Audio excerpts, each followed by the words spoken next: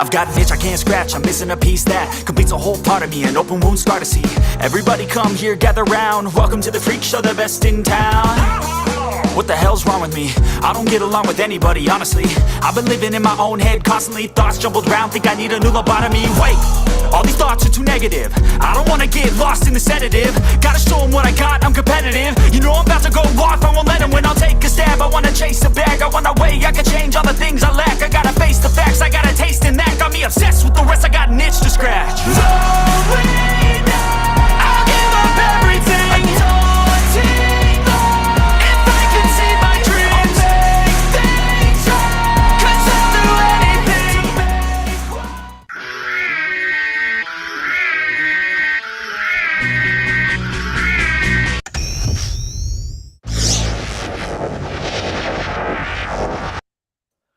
Hey guys, welcome back again to Dave's Dimension. Welcome back again for another live stream. This time around, guys, we are talking the Hasbro Haslab Ghostbusters Spengler Proton Pack featured in Ghostbusters Afterlife. Now, I have, as you can see, I have the packs right behind me. I have, of course, the Spengler pack, and I have my Bennett Kent pack, which I built myself. Both 1-to-1 scales. We're going to be doing a nice, fun comparison between those and everything else. But guys, we have guests. I want you guys to welcome to the Dimension. We have, of course, Sam Hain with his son joining us this evening. Guys, say hello. We also have Sir Eric Brown, Hello there. everyone's favorite Star Wars helmet collector extraordinaire. Besides, you've never seen a Wookiee with a proton pack. Well, he might be the first. And, of course, the man, the myth, the legend, the shining light when it comes to pop culture himself, Ghost Beacon. Wow. That's a lot. That's a lot of pressure. I come up with stuff on the fly. What can I say? So well, thank you. I appreciate that. We are all Ghostbuster fans. Actually, Ghost Beacon, I met you this past summer, last June at the Firehouse. Mm-hmm. It was a pleasure. And looking forward to this year. I don't know exactly what's in store, but it's going to be big. That's all I know. There's going to be a lot of more surprises. Yeah. Those that don't know, June 8th is Ghostbusters Day, and this year, well, June 8th is a Friday, so we're actually the Buffalo Ghostbusters do an annual fundraising event every year now on GB Day at the Hook and Ladder number 8 in Tribeca, New York.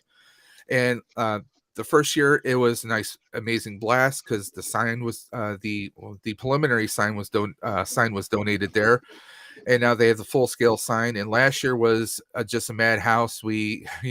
As you guys saw in the intro, we had an Ecto-1 peeling out of the front of the Firehouse at full speed. And this year, I mean, I am not privy to all the details, but I'm hearing it's going to be amazing. There's tons of people. We're getting people all over the world coming to the Firehouse this year, so it's shaping up to be something pretty amazing. But speaking of pretty amazing, your hotel reservations too. Oh yes, in fact, the Buffalo Ghostbusters have posted that there's a special deal. They made arrangements with a local hotel in Jersey called the Holland Hotel, a special $149 $149 a night package, which actually, considering New York City and Jersey, I mean, that's a pretty good deal right there. And there's a lot of apparently there's a lot of amazing food spots around there too. So, and going through the Holland Tunnel, that's just a hop, skip, and a jump from the Firehouse, so it's very close.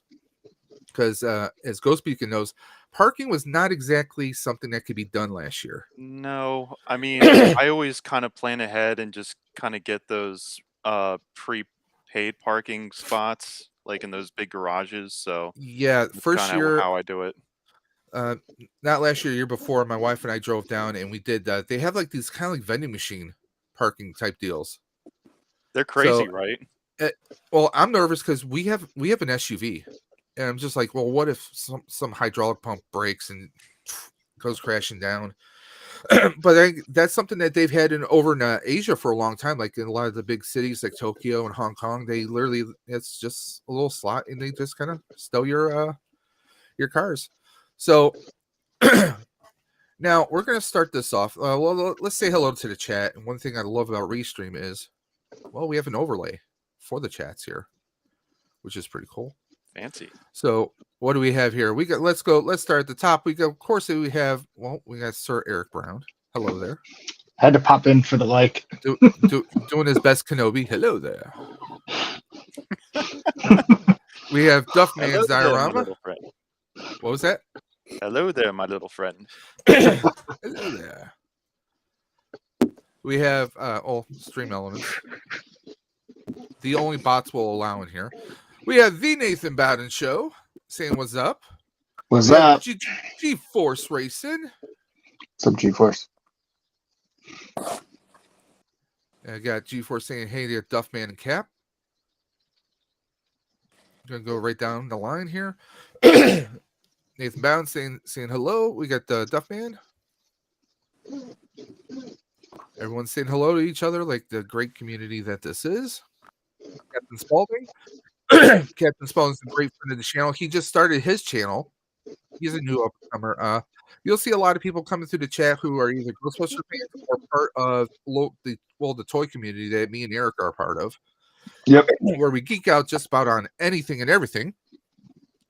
So now that we're caught up, at least so far, we'll leave the chat overlay off for now. We're going to start off with, well, first off, anyone who's just tuning in, this is Dave's Dimension, the channel where chaos and insanity will always reign supreme. Your home for tech, toys, and talk. And as you guys can see, well, we have tech right here. We got a couple unlicensed nuclear accelerators, tons of toys, figures, and just into everything, including some portable rigs for your mobile devices if you're trying to record on the go. Excuse me. So let's start off with, of course, guys, tools and talent. What was your first proton pack? Your very first proton pack ever? Any particular order? No, I mean, it could be an upside down backpack with a wire hanging out and some cardboard tubes. I mean, anything. Whatever was your first proton pack? Well, officially the Kenner pack, obviously. Well, yeah, it was more than likely just like a tube of Christmas wrapping paper and just running around the house before That I was had my the Kenner first pack. lightsaber. Still my first lightsaber. No, yeah, I mean, I honestly, I didn't even have the Kenner as a kid. I'm 44, and my first, I had an upside down. I would throw my backpack upside down because it had the curve, just like the Bound Cyclotron. And I had kind of like this weird kind of like Lego Mega Block kind of weird thing that I kind of like. I taped a thick yellow wire into it, and I stowed the wire in my backpack. So I would go around I made stuff. When I was a kid, we didn't have a whole lot, so you use your imagination. I mean, I didn't have my first Transformer till I was like 12. So I would make stuff out of Legos, even Star Wars stuff. I would just kind of make it out of the general basic Legos, So for me, my first, outside of the upside down backpack, mine was a Spirit Pack. In fact, the Spirit Pack we were talking about before the stream, I bought a Spirit Halloween Proton Pack a couple years ago. I think it was 2018, and you get to a certain age, you want to start doing some crazy stuff outside of the box. I went to a Comic-Con the year before, had fun, and then that year, Niagara Falls Comic-Con here in Buffalo, excuse me, they had Christopher Lloyd was coming to town. Oh, nice. But it was also the anniversary of Ghostbusters. So I remember reading a fan fiction back in the 90s of what if Ray Stantz was working with Doc Brown in the private sector. And I missed that one. Oh my god, I gotta read that. It was like one of those general websites you publish anything. And I remember reading this one fan fiction, and I was like, well, what if they actually got together and built a proton pack together? So I had made this. I took a Spirit Halloween. I did a couple coats of silver on it, so it looked all kind of semi-chromed out for at least a while till it faded. I did some LED wires on it, so I had the flux bar like the front bumper of the DeLorean. Nice. I had a Mr. Fusion, like a USB, like a car charger adapter, Mr. Fusion. I bought one. I gutted it out, I had it sticking out of the where we had the shock mount on the pack. That's brilliant I had it because sticking out of there. the cyclotron itself inside the Haslab kind of reminds me of the Yeah. back of the DeLorean a little bit. Well, yeah. I've seen other people who've actually made like the DeLorean from part 1, how they have Yeah. just the regular plutonium chamber. Mhm. They've mounted that over the cyclotron. I've seen a lot of different ones out there. But yeah, that's pretty just like awesome. some of the crazy stuff that some people have done. But I did that. I did like I looked, because this is before I joined any franchises, by the way. So I found the Ghostbusters Fusion group, which is now the Ghostbusters crossover group on Facebook. A lot of people helped me out there, spinning me on to GB Fans and Spongeface, and I got his kit to upgrade the stock wands.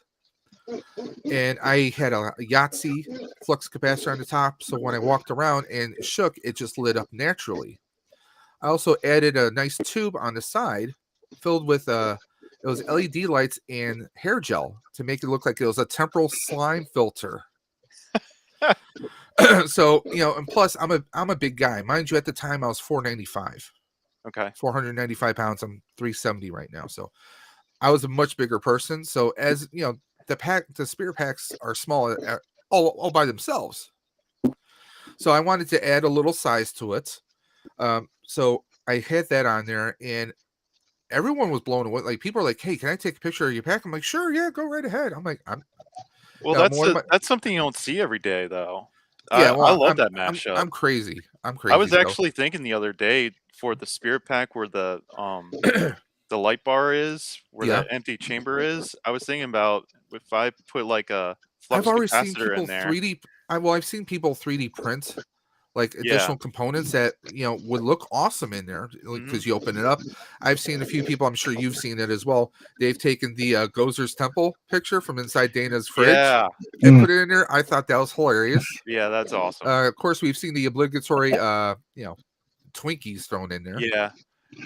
I love the imagination of this community. I love I'm shocked watching that, some of the mods that I've seen on some of the groups. We're definitely going to be talking about the mods later on, but it amazes me how quickly people they tear down their packs like there's no tomorrow. I'm like, Day one.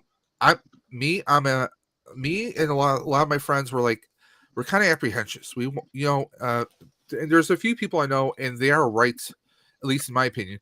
Wait a while. Let people kind of fumble along the way first. I'm in that category. I'm actually waiting for a little bit warmer weather so I can actually go outside and where it's ventilated, so I can do the spray painting and stuff like that. See, that's the thing. I'm in Buffalo, New York. Well, technically Grand Island, and it's cold weather. And I live in an apartment building, so I don't have a garage. I don't have a basement to kind of do stuff. Yeah. I do plan on doing a little bit of paint on my pack because on my pack, I don't know about your guys, and we'll talk about that a little bit later. Some of the weathering on the sides of the pack, you can tell they look like brush strokes. They look like brush strokes, and that kind of put me off a little bit. I mean, I'm no pro when it comes to model or to props, but in my my limited time, my limited experience, what I've done, I'm just like, it doesn't look right. It doesn't look natural. Yeah, I have 2 packs. I'm going to convert one of them into an 84 pack.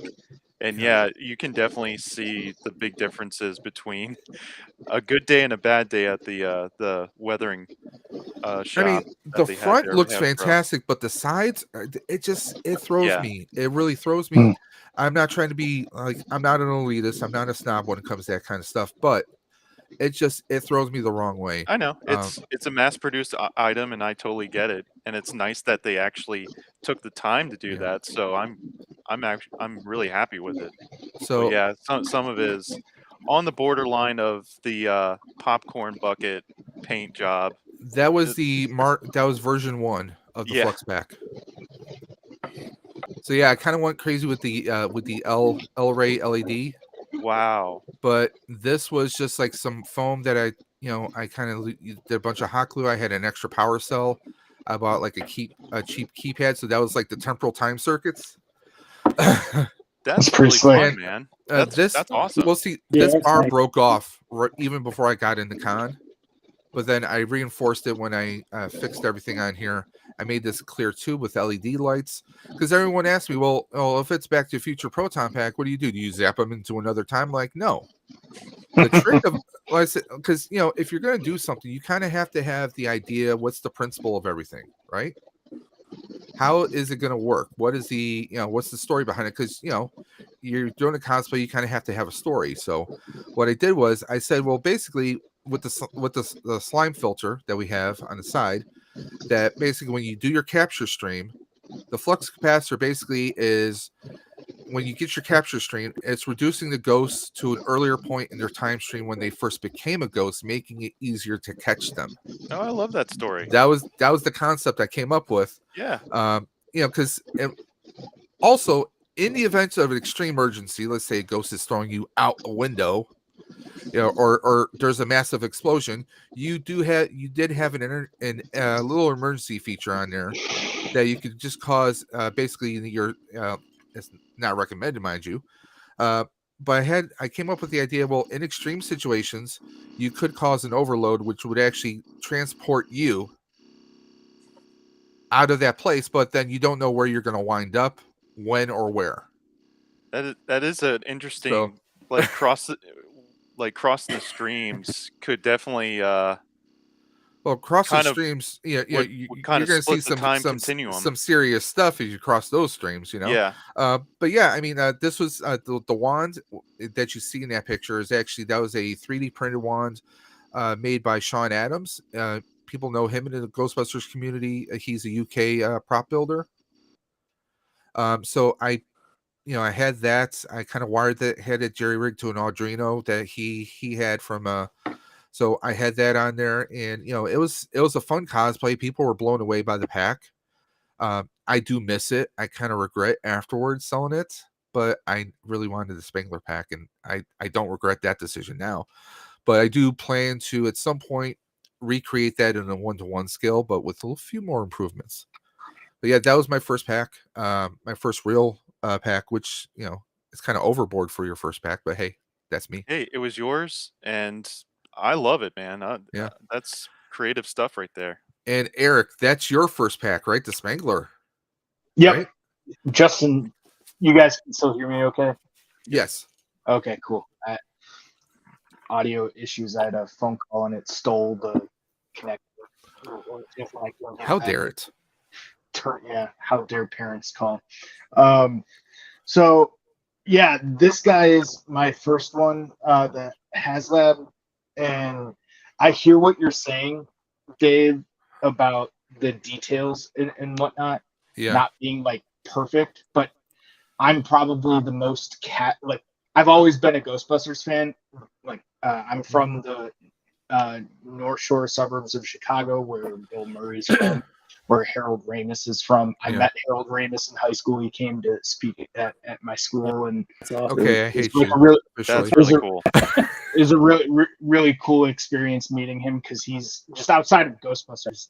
That guy's a genius. I mean, he's an amazing director. I mean, Groundhog Day, just so many. I mean, Stripes and just everything. Yes. He's excellent writer.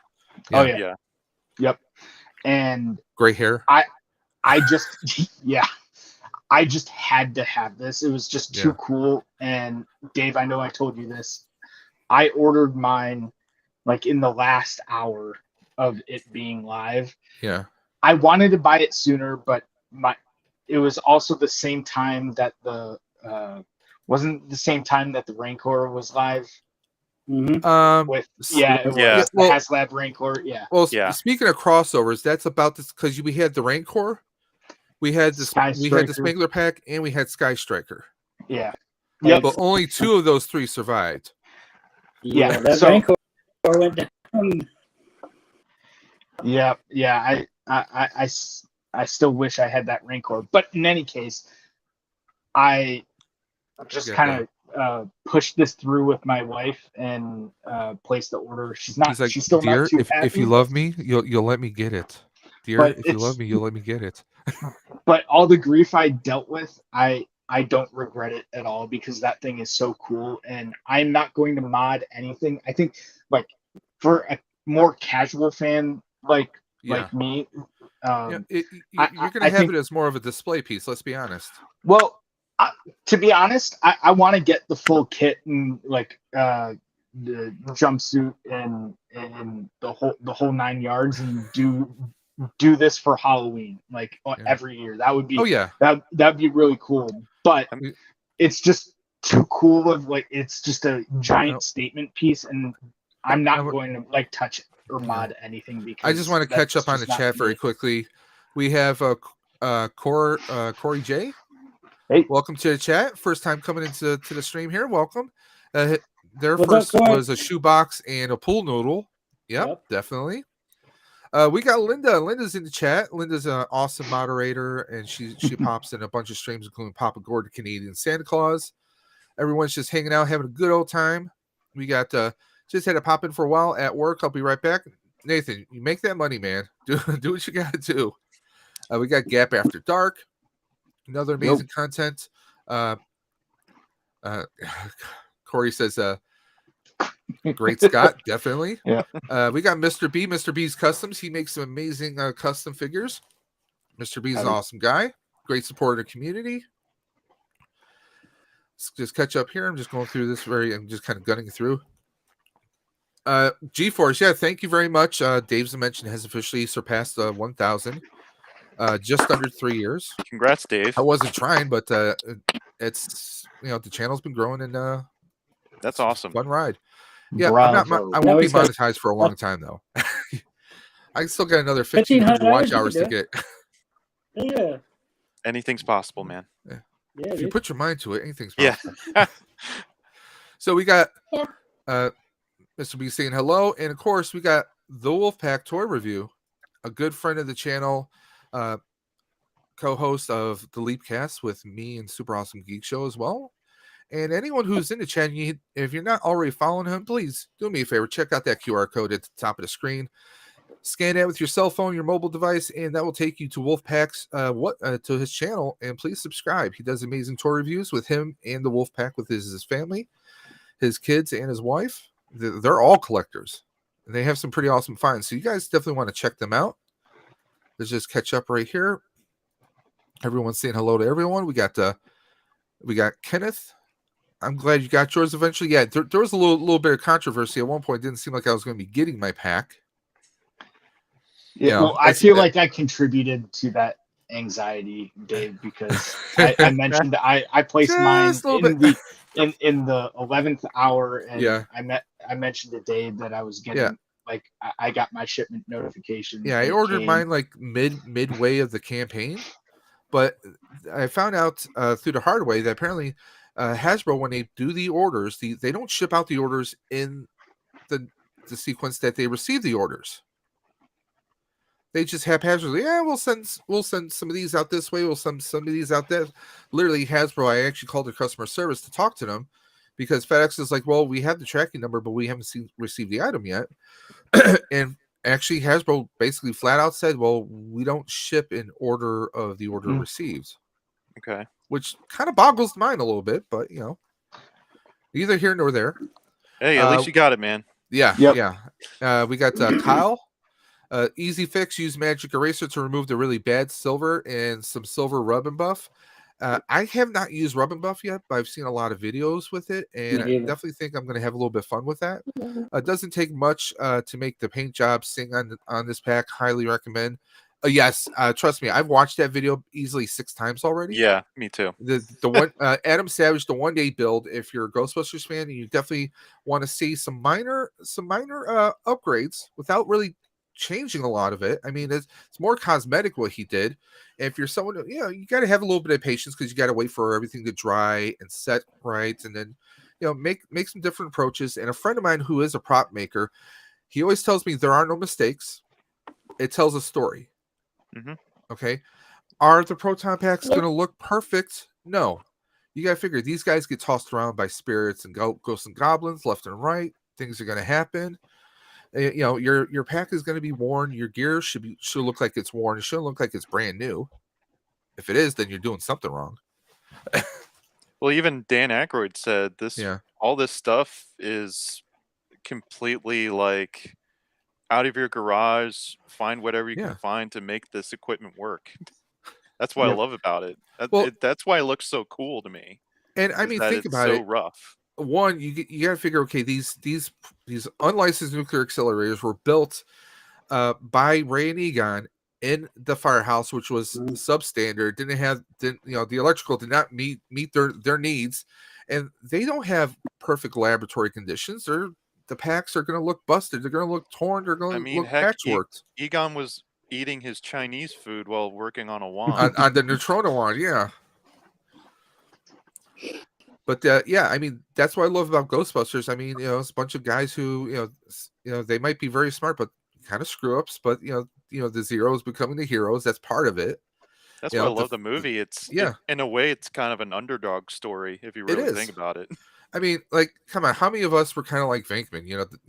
The smart aleck who, has always got the quick lines, and it's just I introduced you. Yeah. If it wasn't for me.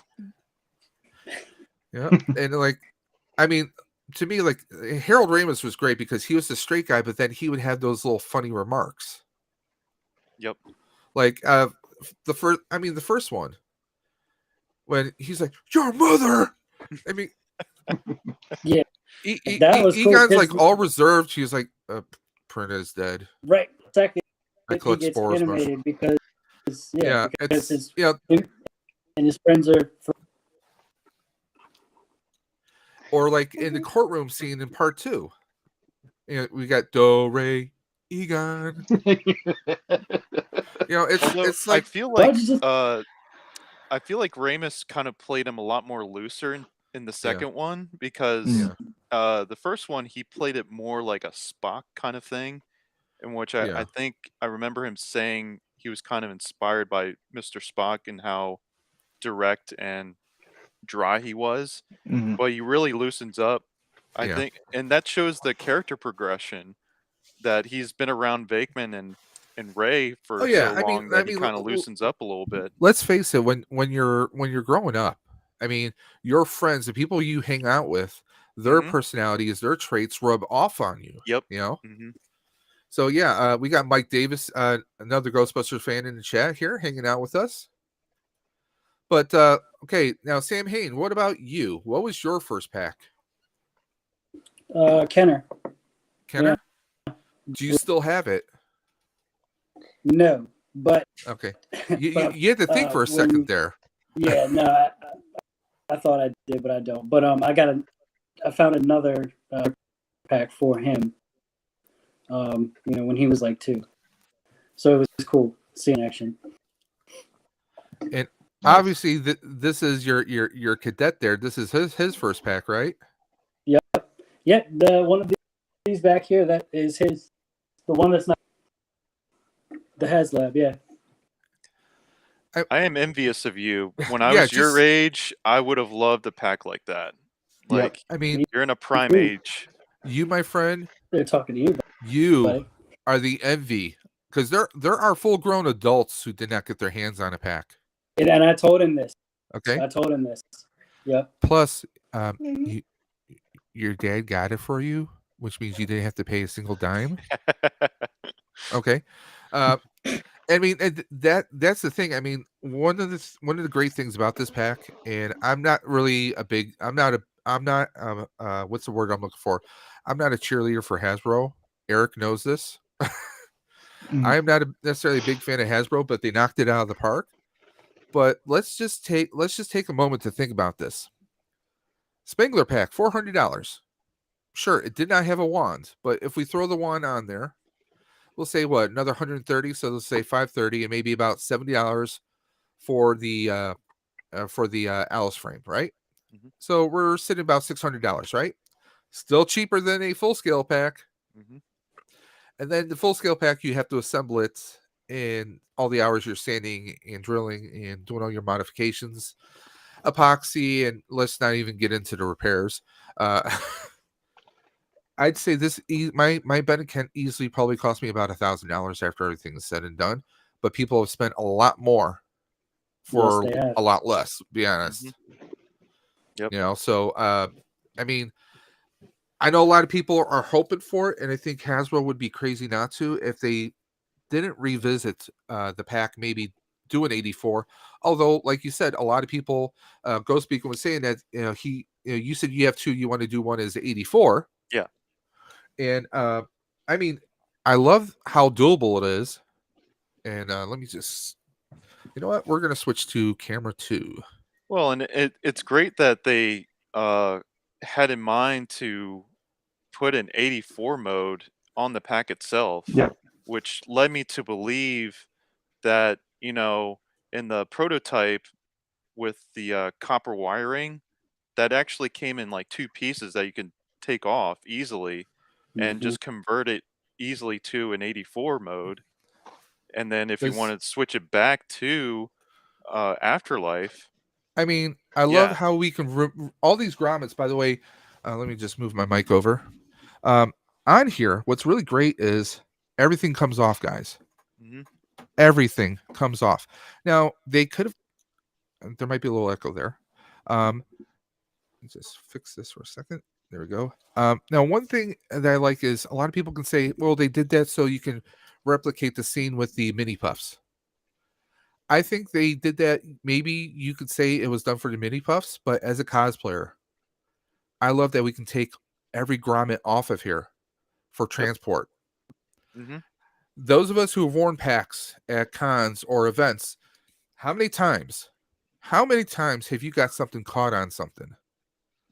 Or maybe you have it in your, like, we would, for events, we'll throw my pack in our SUV and I will wrap my wand in a GB blanket that I have, and I'll try and put other stuff around my pack so it doesn't get too damaged or dinged up.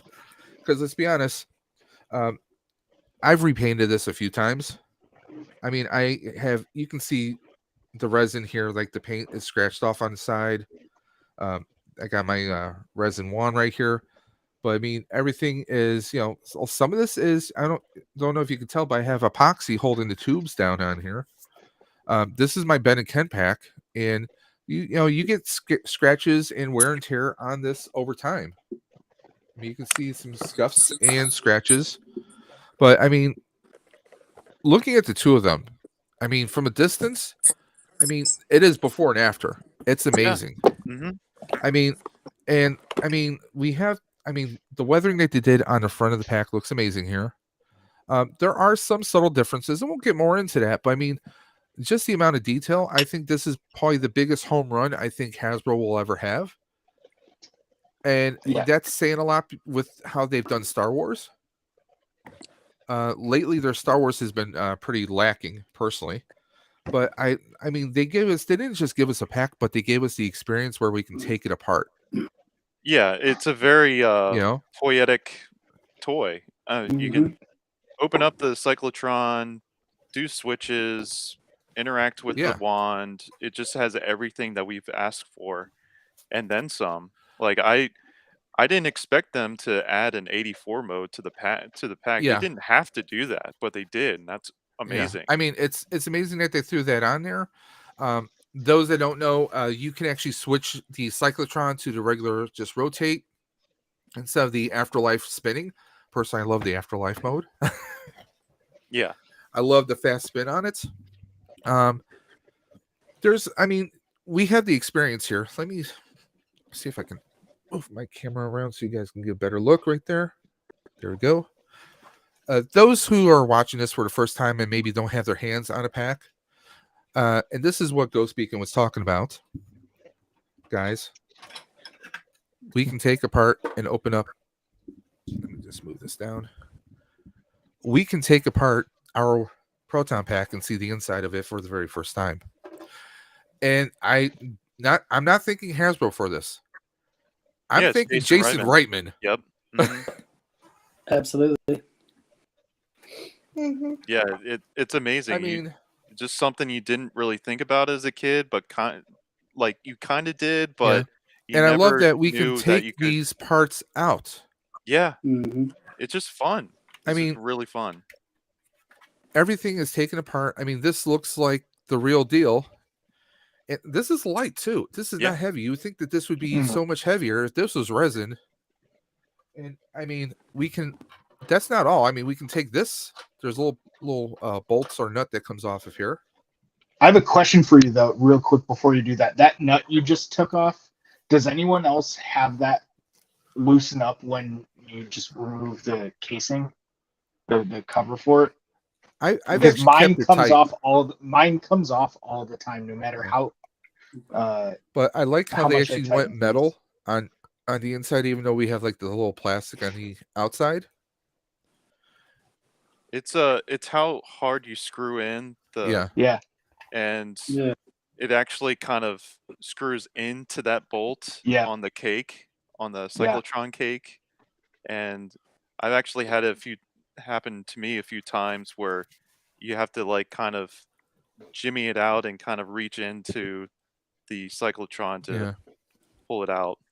Yeah. And Captain Spaulding, don't worry, you'll be seeing some more videos on how I did the dual screen just now. You'll see a separate video soon. Any of you guys adding Bluetooth speakers or a battery upgrade? I plan on doing the battery upgrade. Bluetooth, I really don't think is all that necessary. I mean, I know that there are people who are replacing the speakers. I know people are really going all full blast into changing parts out. Listen, I've said this before. It's your collectible. You do what you want with it. You know, there are going to be people who are going to do that. Me, I don't plan on doing a Bluetooth for one sheer fact. I have, I could always get a ghost trap, like a Spirit Halloween ghost trap. I could put a Bluetooth speaker inside of that, where hook that on my belt, and I can have Ghostbuster music or anything playing from there. I don't necessarily have to have it out of the pack. I do get that the sounds are very different. That is one thing that I will admit that Hasbro could do maybe a little bit better with some of the sounds on the pack. I mean, obviously they're Ghostbuster fans as part of the Haslab team, but I don't know if there's any cosplayers who are part of the Haslab team. I'm sure there are.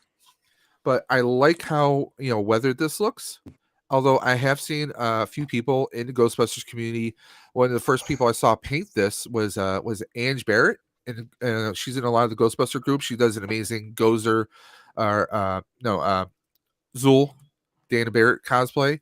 But she actually took this, and where we see like the wires on here, she painted it silver, and I loved how it looked. Now I would like to do something like that, but then do like some rust and some brown ember on it to make it look worn.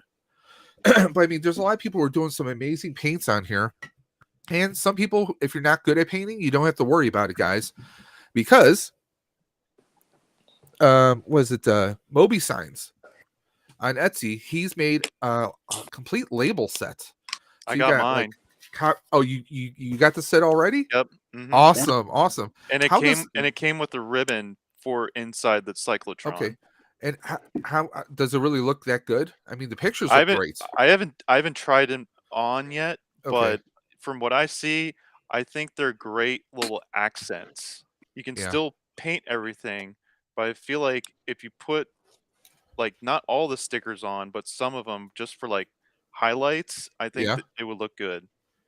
Yeah. Yeah. See, I don't know if I'll do the whole thing. Yeah. I might do certain parts of it. Just bring this back up. The selling point for me was the ribbon for inside the cyclotron. So this is the inside of the cyclotron itself. Again, we can see some of the molding of the plastic, but they gave us a lot of copper weathering on here. And I really do like how it looks. Some people have even changed out this component right here, where we see the two toggle switches. Have you seen those? Yeah. Some people have actually lit them up. They actually have LEDs in those spots next to the toggle switches, which honestly it looks like Back to the Future. Yeah. The lights, the overhead lights inside the DeLorean. Taco Belly. I think. Yeah, Taco Belly. He's done a lot of stuff. I've never done amazing. any of his mods, but he's done some sick stuff in the past. Yeah, he's done like for the cyclotron cake. He's cut it out and put LEDs in it and made it like a clear. I've seen some people who said that they're gonna remove this. They're gonna modify it so this actually shoots out vapor. Yeah. For a smoke hit. I mean, if they did another one of these, if this actually came out and they purposely had a slot in there Mhm.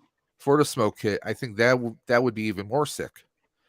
But I'm sure you could probably from the inside, maybe if you were able to bore through the inside. I haven't opened up my pack and I don't plan to anytime soon.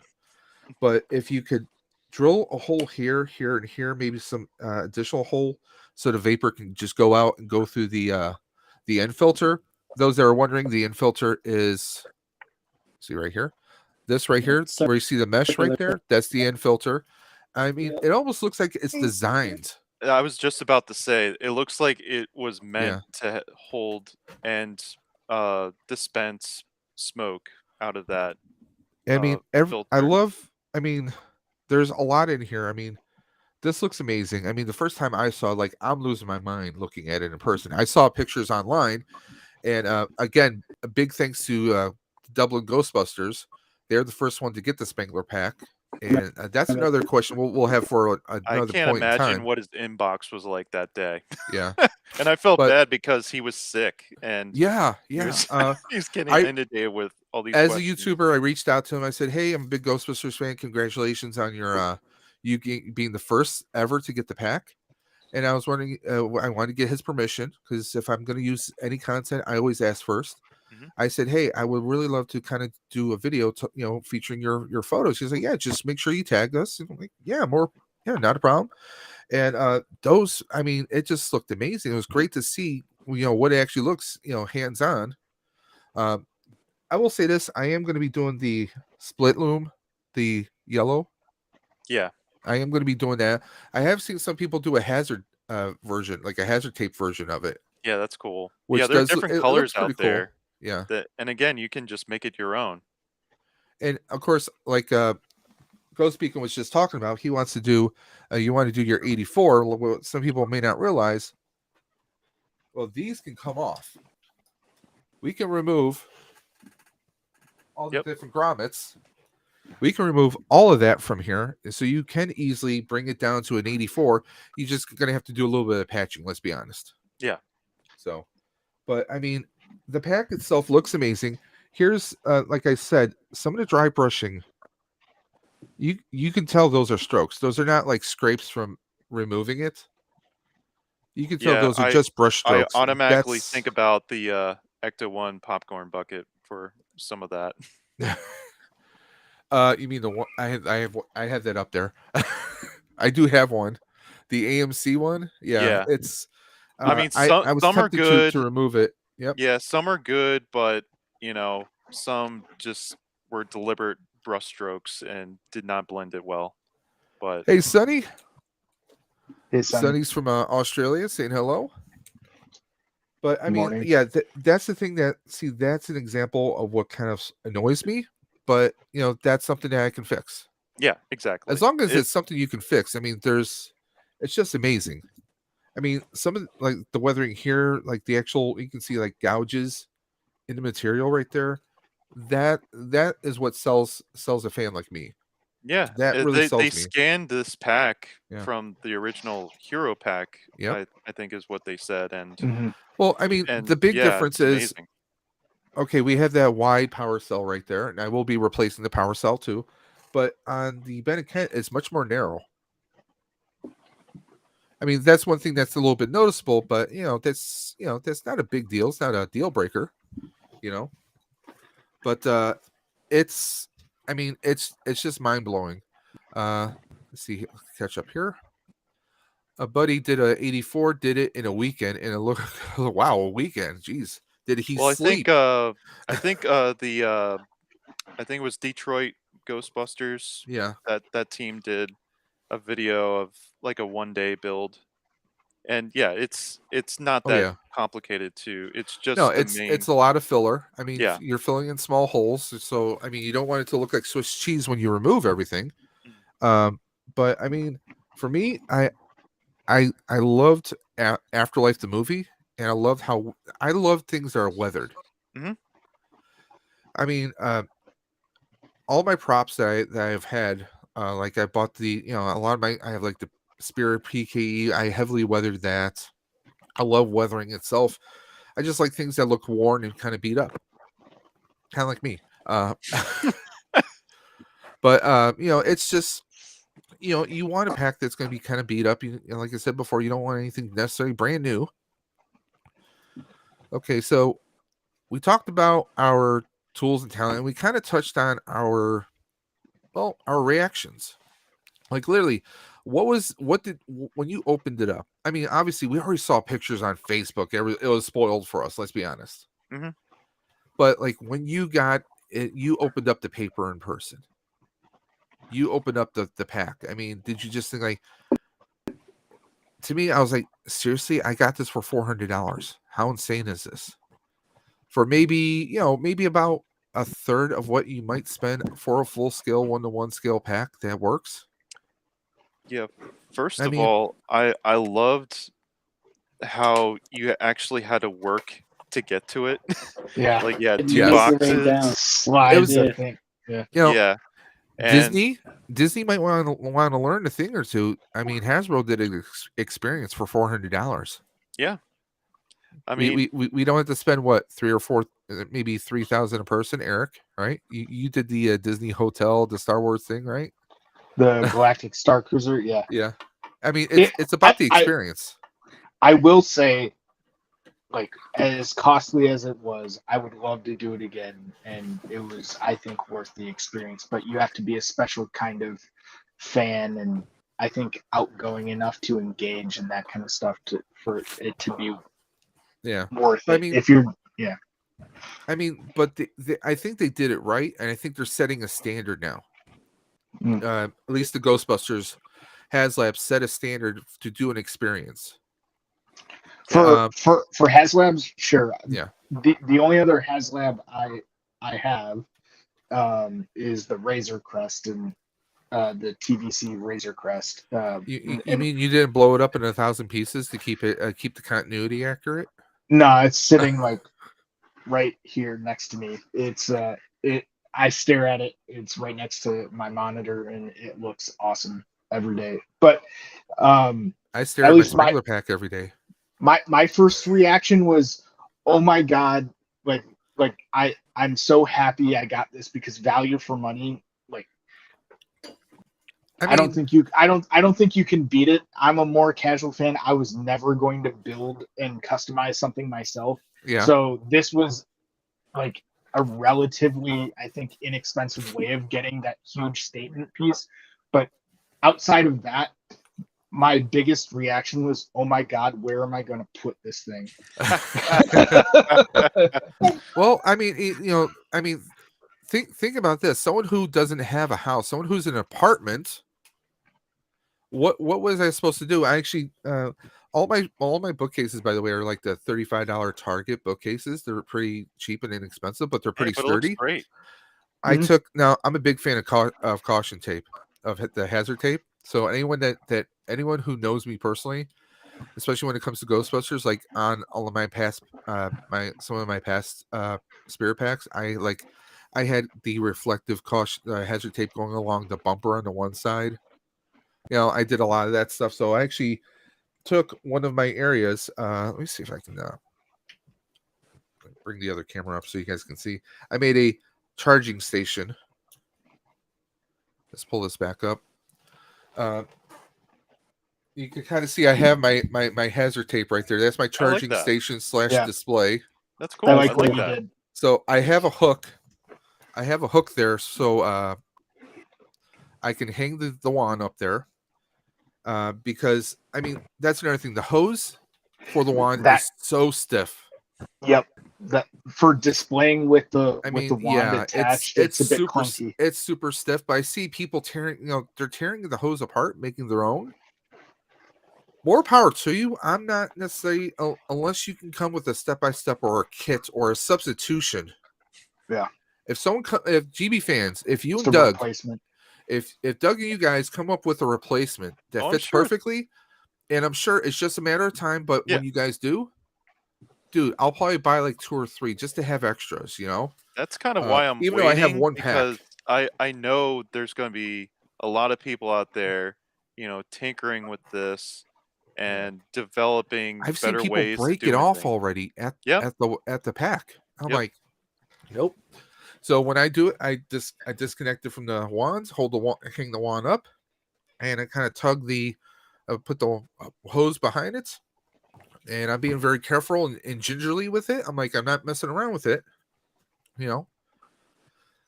But yeah, I mean, there's some parts you're like, and some of us who've worn full scale packs, you can't help but be like very cautious about them. Like at first you're like, well, I don't want to break it because it's not like I can get another one of these. They're not being remade. Hmm. And I'm not going to spend, $2,000-3,000 on eBay because I mean people are selling them for insane prices. Yeah. I can't fault them for making a buck, but it's just some of again, us we barely from what I afford said one. before, if you're going to throw money like that Yeah, to you might a as well. pack, you might as well go with a Yeah. Ben of Ken, even Yeah. though that's a lot more money than Yeah. Yeah, but 1,500. But still, but yeah. I will say this: if I ever build another pack, it most likely will be Ben and Kent. Okay. Because I mean, I don't know what kind of experience you might have had with them, but they have some amazing customer service. I was missing a part, and he's like, "Don't worry, I'm gonna send it off to you," and he did. Nice. I mean, they're great. I mean, they're based in the UK. Ben and Kent's, or we abbreviate it as BOK. One of my buddies built it. I built this one. I have all GB Fans electronics because I love how everything is plug and play. You don't necessarily have to know how to solder to put it together, and that's what I love. Maybe a bunch of hot glue, but that's another story. But yeah, I mean, I definitely, because one thing I noticed, if you guys remember the first teaser that they showed us, this was supposed to be like an olive. Like an Yeah. olive green Yeah. color, and Mhm. it turned out to be black instead. But I mean, yeah, could you just hit it with a paint? Yeah, you probably could. Or But just I'm sure, simply get the hose and yeah, cover get the over it. actual hose. Yeah, Yep. I mean, But you go to the Army Navy surplus, get the gas mask hose, and do yeah, stuff with it. to get back to the topic question, I Yeah. think like we were talking about mods, I've built like several rough packs in my life. Uh-huh. Like I had one in middle school, and that was kind of a loose uh mod to the Kenner pack. I kind of eyeballed like what the Kenner pack had. And then in high school, I built a better one, but it Yeah. was still kind of rough. And then in college, I built one out of plaster, wood, and hot glue using Norman's plans from gbfans.com. And uh, it didn't have lights, Yeah. but it was really rough. And I really had to be cautious with it because it was held on by hot glue and wasn't really Yep. well built. And but it was close to a pack that I've ever had. And I actually eventually had to just kind of toss it because it was in a moist basement, and plaster and moisture Yeah. don't mix well. So, Yeah. and it was signed by Dan Aykroyd. Oh, and yeah. but That's luckily cool. I had other items signed by him. Hey, Rolando, thank you for sharing links in the chat here. But anyway, so when I finally opened this up, it was just like a huge relief because it's been this journey of getting to this point and finally having a Yeah. a functional proton pack. And I've been waiting my whole life for this. And it was just a wonderful moment. And Oh, yeah. it was just a great Hasbro did a great job of telling a story, of doing the floorboard thing, and just kind of revealing it. I love that they covered it with paper because it added Yeah. like a Christmas moment for me personally to just Yeah. open Yeah. it up. Do you know and what I just- was half expecting that paper to be? I was expecting it to be the map. You know what the map I'm talking about, right? That would be a great idea. Because they did that with the Reebok sneakers when they did I remember. the khaki and the different Reeboks. I got my wife Yep. one the khaki Reeboks, Okay, because unfortunately they don't make them in my size. Reebok. Uh, when you have 15 wides, you don't exactly get to get shoes off the rack. So, but it had the full map. In fact, I still have the map stowed away somewhere. It's not torn. I wanted to get like a big frame, or at the very least, kind of laminate it so I can just kind of roll it up, maybe take it to events or stuff, which I thought would be like a cool prop to have. I was half expecting something like that, and I think that would have been pretty cool. It wouldn't really cost much, Yeah. And how cool would that be to have that, that Gozerian map of the ley lines to, in the Afterlife pack? I mean, that would be pretty cool right there. Yeah, You know? it would be. I didn't even think about that, to Yeah. be quite honest, because they don't really go deep dive on the map in the movie, which I found surprising. Yeah. But yeah, it would have been a cool prop Because to I have. mean, well, when they did the shoes, even before the movie came out, we're like, a couple of my buddies, my one buddy was like actually trying to translate it, because obviously it was ancient Samaria. We were trying, he's trying to translate and trying to figure out what it could say or what it could mean, And we thought, because of this, we thought this was going to be like a massive Easter egg, like it was going to be this big deal.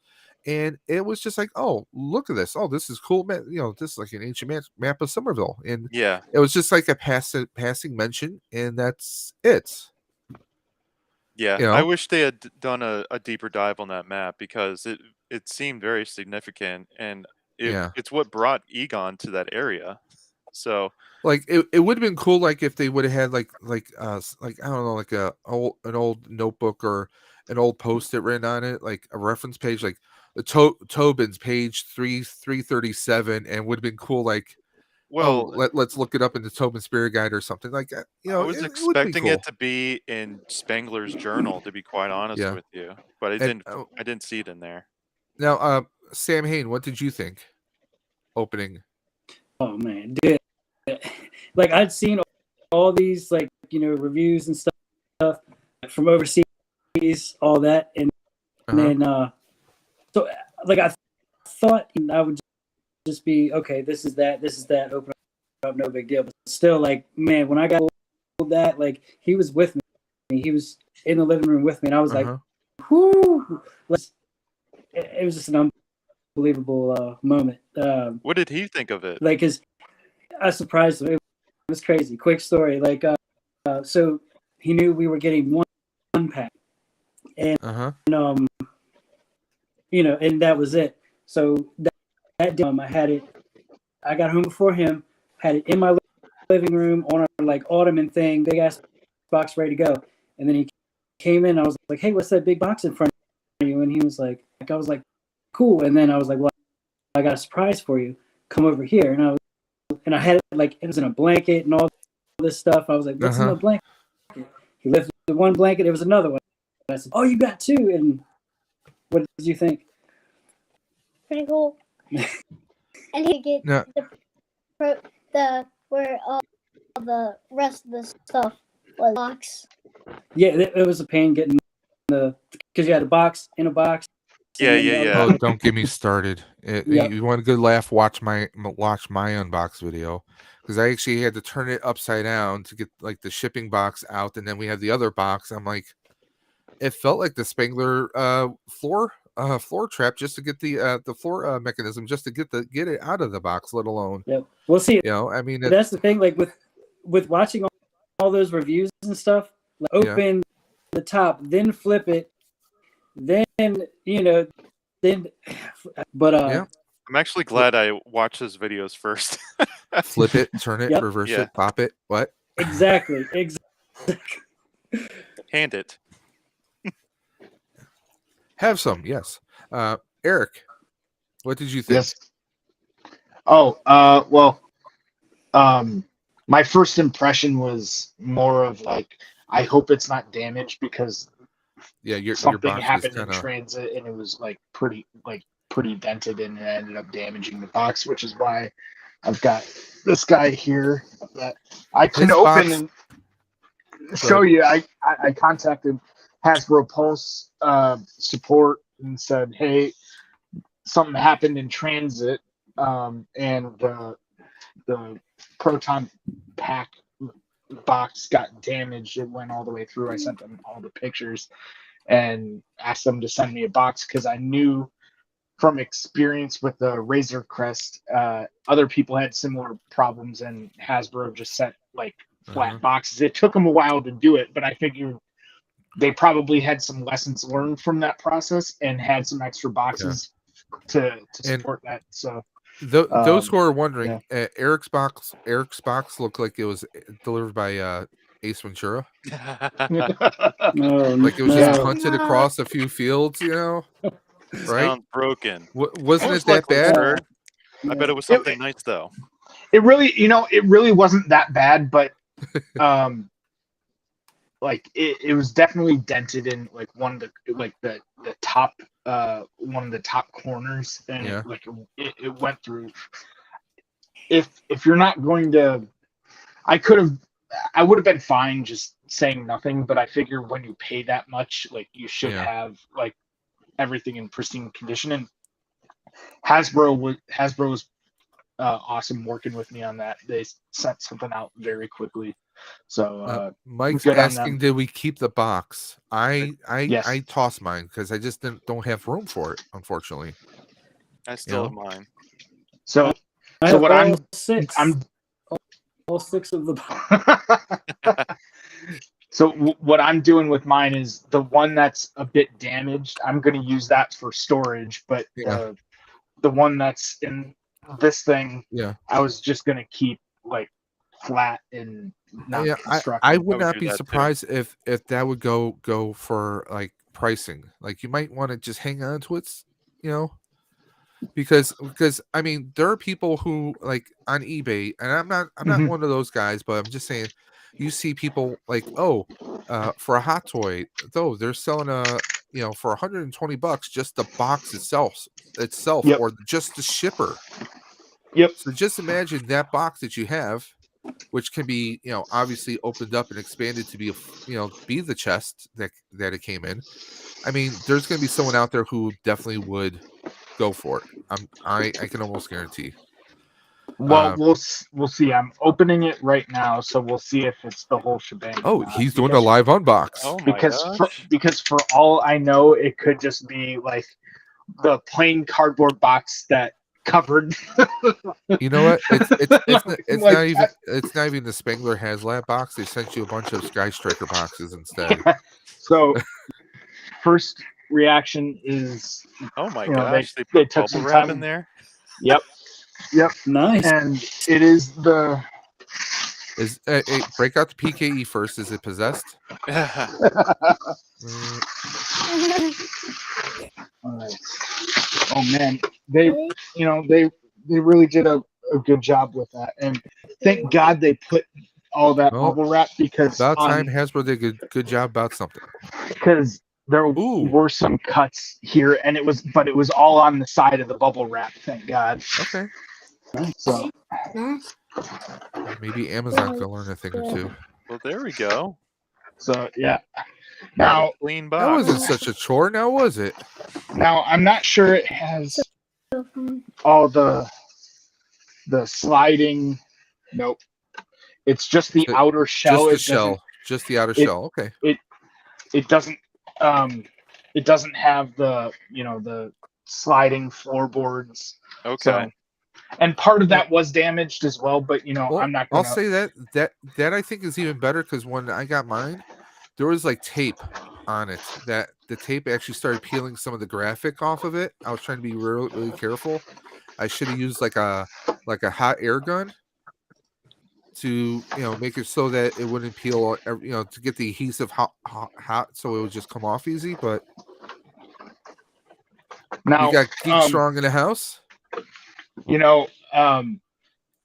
Part of me is thinking maybe it's best that they didn't do any of the floorboards and whatnot, because if you're trying to put the proton pack away, you got all that other stuff that you have to manage in the other interior boxes. So if you're just looking to store just the proton pack in something, maybe this is actually that might be bit easier. Mike says, never peel tape, Dave. Just cut it. And Dino the Machino, Geek Strong, he just purchased Ghostbusters Spirits Unleashed on PS5. You will Fun love game. it, Dino. And if you want to, you can add me on PS5. Dave's_dimension. If you have any trouble finding me on there, just hit me up on Instagram and we'll connect later. We got EC. We got Colin. Hey, what's up? We're talking Haslab. We got, of course, Sir Eric Yo. Brown. We have Sam Hain. We have Ghost Beacon, of course. And guys, please do me a favor. You guys are going to see those QR codes at the top of the screen. So I want you guys to please check out Ghost Beacon's channel right there. Take a picture, a screen capture, and scan that with your smart device, your cell phone, your tablets, and it'll take you directly to his channel. Thank you. Let's just catch up on the chat. Everyone's just saying Ghost hello. Beacon, Rolando's dropping links. I watched that like literally yesterday. Oh, nice. Thank you so much. Yeah, it was a fun review, to say the least. So, That actor- speaking of fun and reviews, Easter eggs. Spengler pack Easter eggs. What is your favorite Easter egg on the pack? Or what are some Easter eggs you would like to see featured in the future on any Ghostbuster Haslabs that we might have? Whether it's a 84 pack or an ATC pack if they did one, or Extreme Ghostbusters, or what if they did an RGB pack? I love the containment grid alarm on when you switch it to 84 mode. Yeah. And you take off the ribbon cable. It does the containment unit shutdown sound, and I love that sound. Can you show these, because I'm genuinely curious, and I've been busy with a whole bunch of stuff, and I haven't gotten into looking into the Easter eggs. I'd love to see that. See if I I can go right now. This one's mine. This one? Yeah. There you go. This one. Yeah. Oh, that's cool. Yeah. I didn't know that piece came off either. Yeah. I didn't. Yeah. I knew the Pretty much all hoses the did. pieces come off. And when Yeah. you do it in afterlife mode, it does like a little. It's a different alarm. Yeah. And in some cases, you can hear the mini puffs laugh. Yeah. Yeah, that is so cool. Yeah. Yeah, I think in 84 there is like if you do a certain combination or sequence or you wait long enough, you'll hear a Slimer. Yep. Instead of the mini puffs. Now, I have a question for all of you. Maybe 42. maybe yeah. Maybe I'm alone on this, but one thing that I think is generally lacking with a lot of Hasbro role play products like this, and you see a lot of the like Marvel helmets and stuff, and I've got lightsabers around the corner and whatnot. I feel like their like product documentation is maybe not as verbose as it could be, and explaining of like what all is included. Yeah. It would be cool if they documented all of the features instead of making people look things up.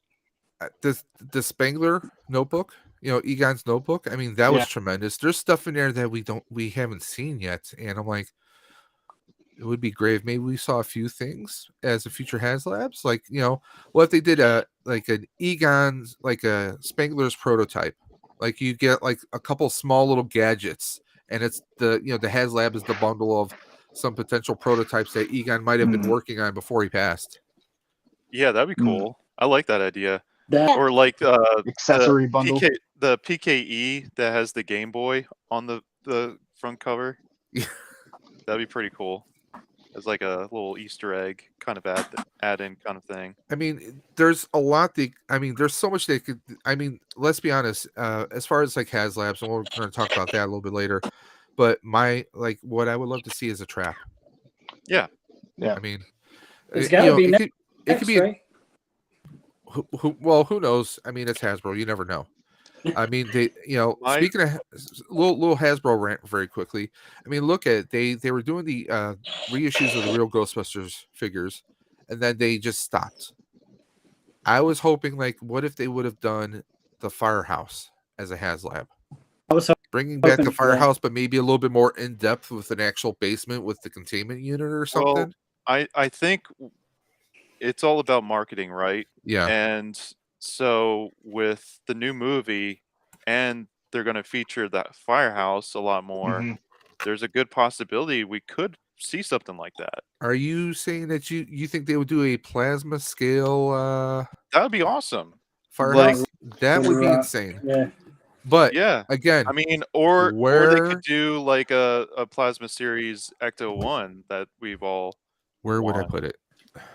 Well, yeah, it's the game isn't over yet, and Oh no. I think we're going to see a lot more product as the movie Mhm. approaches, and I think this is going to be a really awesome year. And now that we don't have a pandemic getting in the way of toy releases on, Or like, movies? well, yeah, that too. And so I think we're gonna finally see a lot more product as we get closer to December, or if they push it back to Oh uh, no. 2024. Some people I know want it to be delayed to 2024, technically speaking. Yeah, for the 40th Yeah, anniversary. for the anniversary. Because it would be 40 years. Mhm.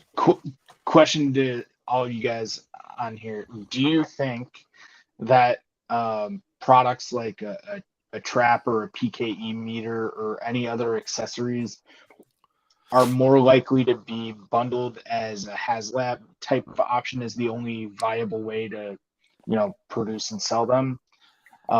Or do you think they'll think like with the wands, they can kind of be on their own and be a viable product for the masses?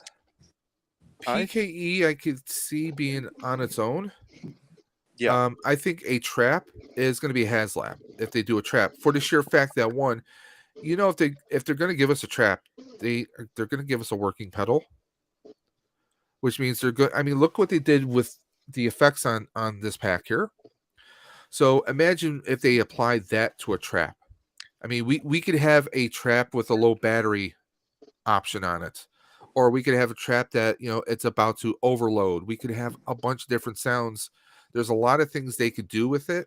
And again, you could do like an afterlife trap, or if they really wanted to do a throwback. I mean, think of all the 3D printed kits. Well, Ghost Speaking is probably going to be more familiar with this.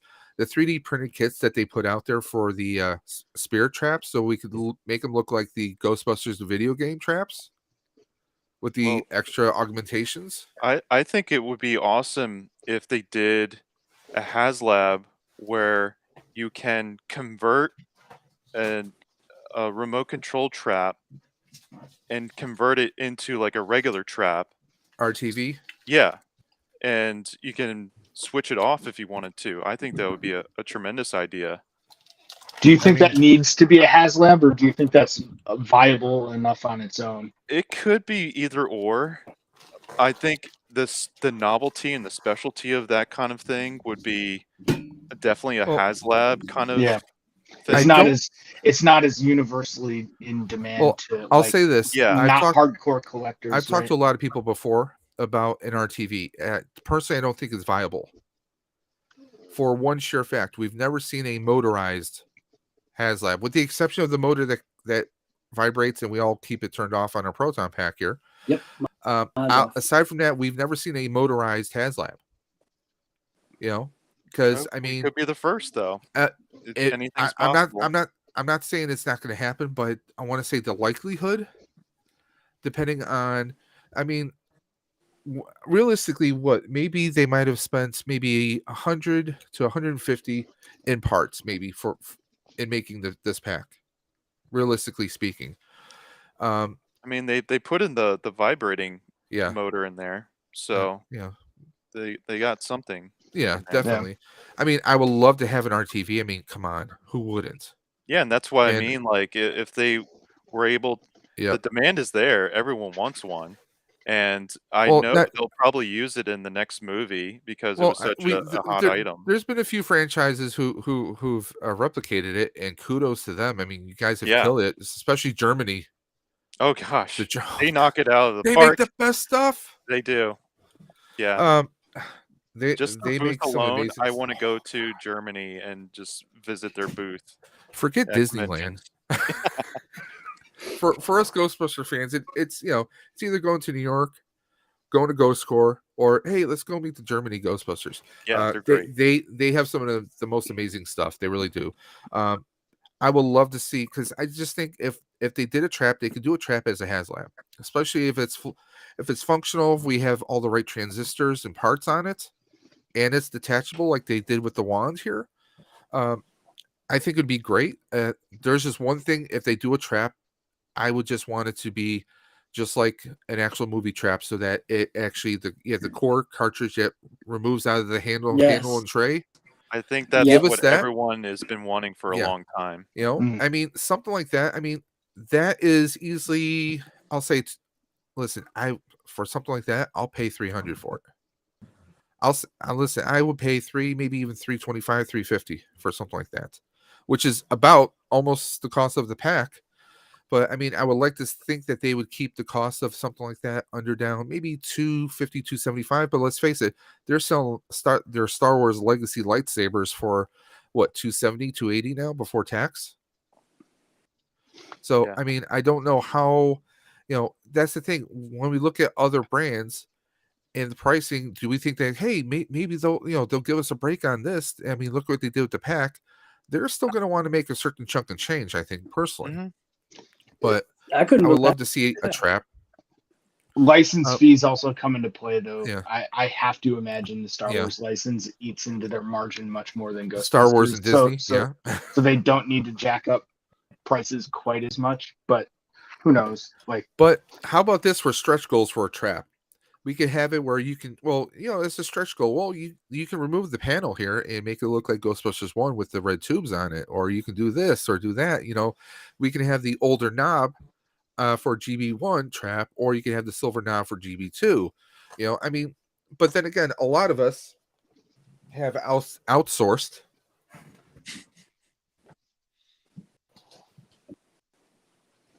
That's why I haven't really bought a trap yet, because I'm still waiting for one that actually has a foot pedal that interacts with it. Yeah, this is the Walmart trap, but I heavily modified it. I got parts on Etsy. I don't have an accurate pedal, but I did replace it with a pedal I got on Amazon. It is a heavy duty pedal that this is functional. Actually, that's actually pretty cool. I like that. It was actually gray and orange, but I painted it black and red. I like that. And I did some weathering on it, and we used the franchise I'm part of. We used it for during the pandemic. It's like for Halloween events, social distancing. That thing's about maybe 10, 12, maybe 13 feet long. So we could hit the pedal from a distance, and kids can go pull candy out of the trap. You had a little bit of fun with it. I have another one that I still have yet to modify, but I'm waiting for that because I'm waiting to see what stuff might come out for the next movie or so. Maybe I'll wait to see like a teaser trailer. Maybe there's some different colored. I mean, because we had silver, yellow, and red for the tubes on the traps in the movies. So just kind of it'd be really interesting stuff out. For everyone that's taking apart the proton packs. It would be interesting if there's if anyone really dug into things to see any really hidden Easter eggs for integrations with future products. Eric, yeah, you're a little late. GB Fans, Spongeface from GB Fans has already made a circuit board that can be plugged into existing ports on the pack now inside, so that you can how it times out. Mm-hmm. Yeah, it doesn't time out now. He's already made a little board. They're not selling them yet, I don't think, but it's a board that will keep the pack running continuously. And there's an attachment wire, so you compare it with the blue brick batteries. So there's people who are already making the mods, because they're not going to wait around for Hasbro to potentially do something down the line. But I think Hasbro did say, hey, we have a lot of the stuff is plugged as like color coded and you can unplug it, so that they knew that there would be people modding the Oh, heck out of these absolutely. packs. Well, what I'm getting at is, and maybe this is a bit too far fetched and unlikely to be implemented in any, if they end up doing a trap, but if somehow you could pair the trap with the pack and the wand, if it detected when had the wand activated and the trap open, and it did some special See- projections or whatnot and sound See effects, now, that would Eric- be really, yeah. Eric's talking about some stuff that Mattel had some similar gimmicks. So like when they back in the early 2000s, Mattel had the license and they made some props. They made a ghost trap. They made a pair of ecto goggles. They made a wand. They never made a proton pack. They made a PKE there he meter. is, the PKE. Yep. With the Mine. goggles though, now these are spirit goggles, but just an example, you can look through it and there was projections of Slimer. If you had two people with Mattel Neutrona wands firing at each other, you could cross the streams and it did a whole interactive effect. So they did have some stuff that was interactive. Because they do have the interactive effects with the newer Force Effects lightsabers. I'm going to say this. I don't see Hasbro being that, what's the word I'm looking for? Thinking that far down the line. I mean, when they came up with the wand, we were like, a wand? Are they going to come up with a pack? And then a couple of years later, they do. But they weren't necessarily planning that necessarily. But it's great that they did, and that they found a way to marry the two together, that they're interactive, which I love. Yeah, Well, I hope they gave that guy a big bonus or person. They better. Jeez. Yeah. Well, I guess if we have two packs and two wands together, if people tried crossing the streams, he's running. Does anything happen? No. If only. But see, that's another thing. Is here. Speaking of Easter eggs, the Spengler wand. We have the Ghostbusters, the video game modes on there, but they weren't featured in the movie. Yeah. You know, or at least not yet. I mean, yeah, I think Logan Kim is talking to someone about that. I think he wants to see some video game features in the packs in the movie. future. Yeah. Oh yeah. Oh, could you imagine if they? I mean, that we're talking about a $600 pack, maybe if they actually did remember from the video game where they had like the different modes, especially like stasis mode where you had all the parts coming out. Yeah. If they had a transforming pack, I mean, come on, just like Hasbro, here, just take my wallet. Come on, just go here. Have a kidney while you're at it. Just get. Personally, I mean, that would be amazing if they did that. Or, you know what? Honestly, I would love to see. But there's people who are doing the 3D plans right now for 3D printing. Extreme Ghostbusters. Yes.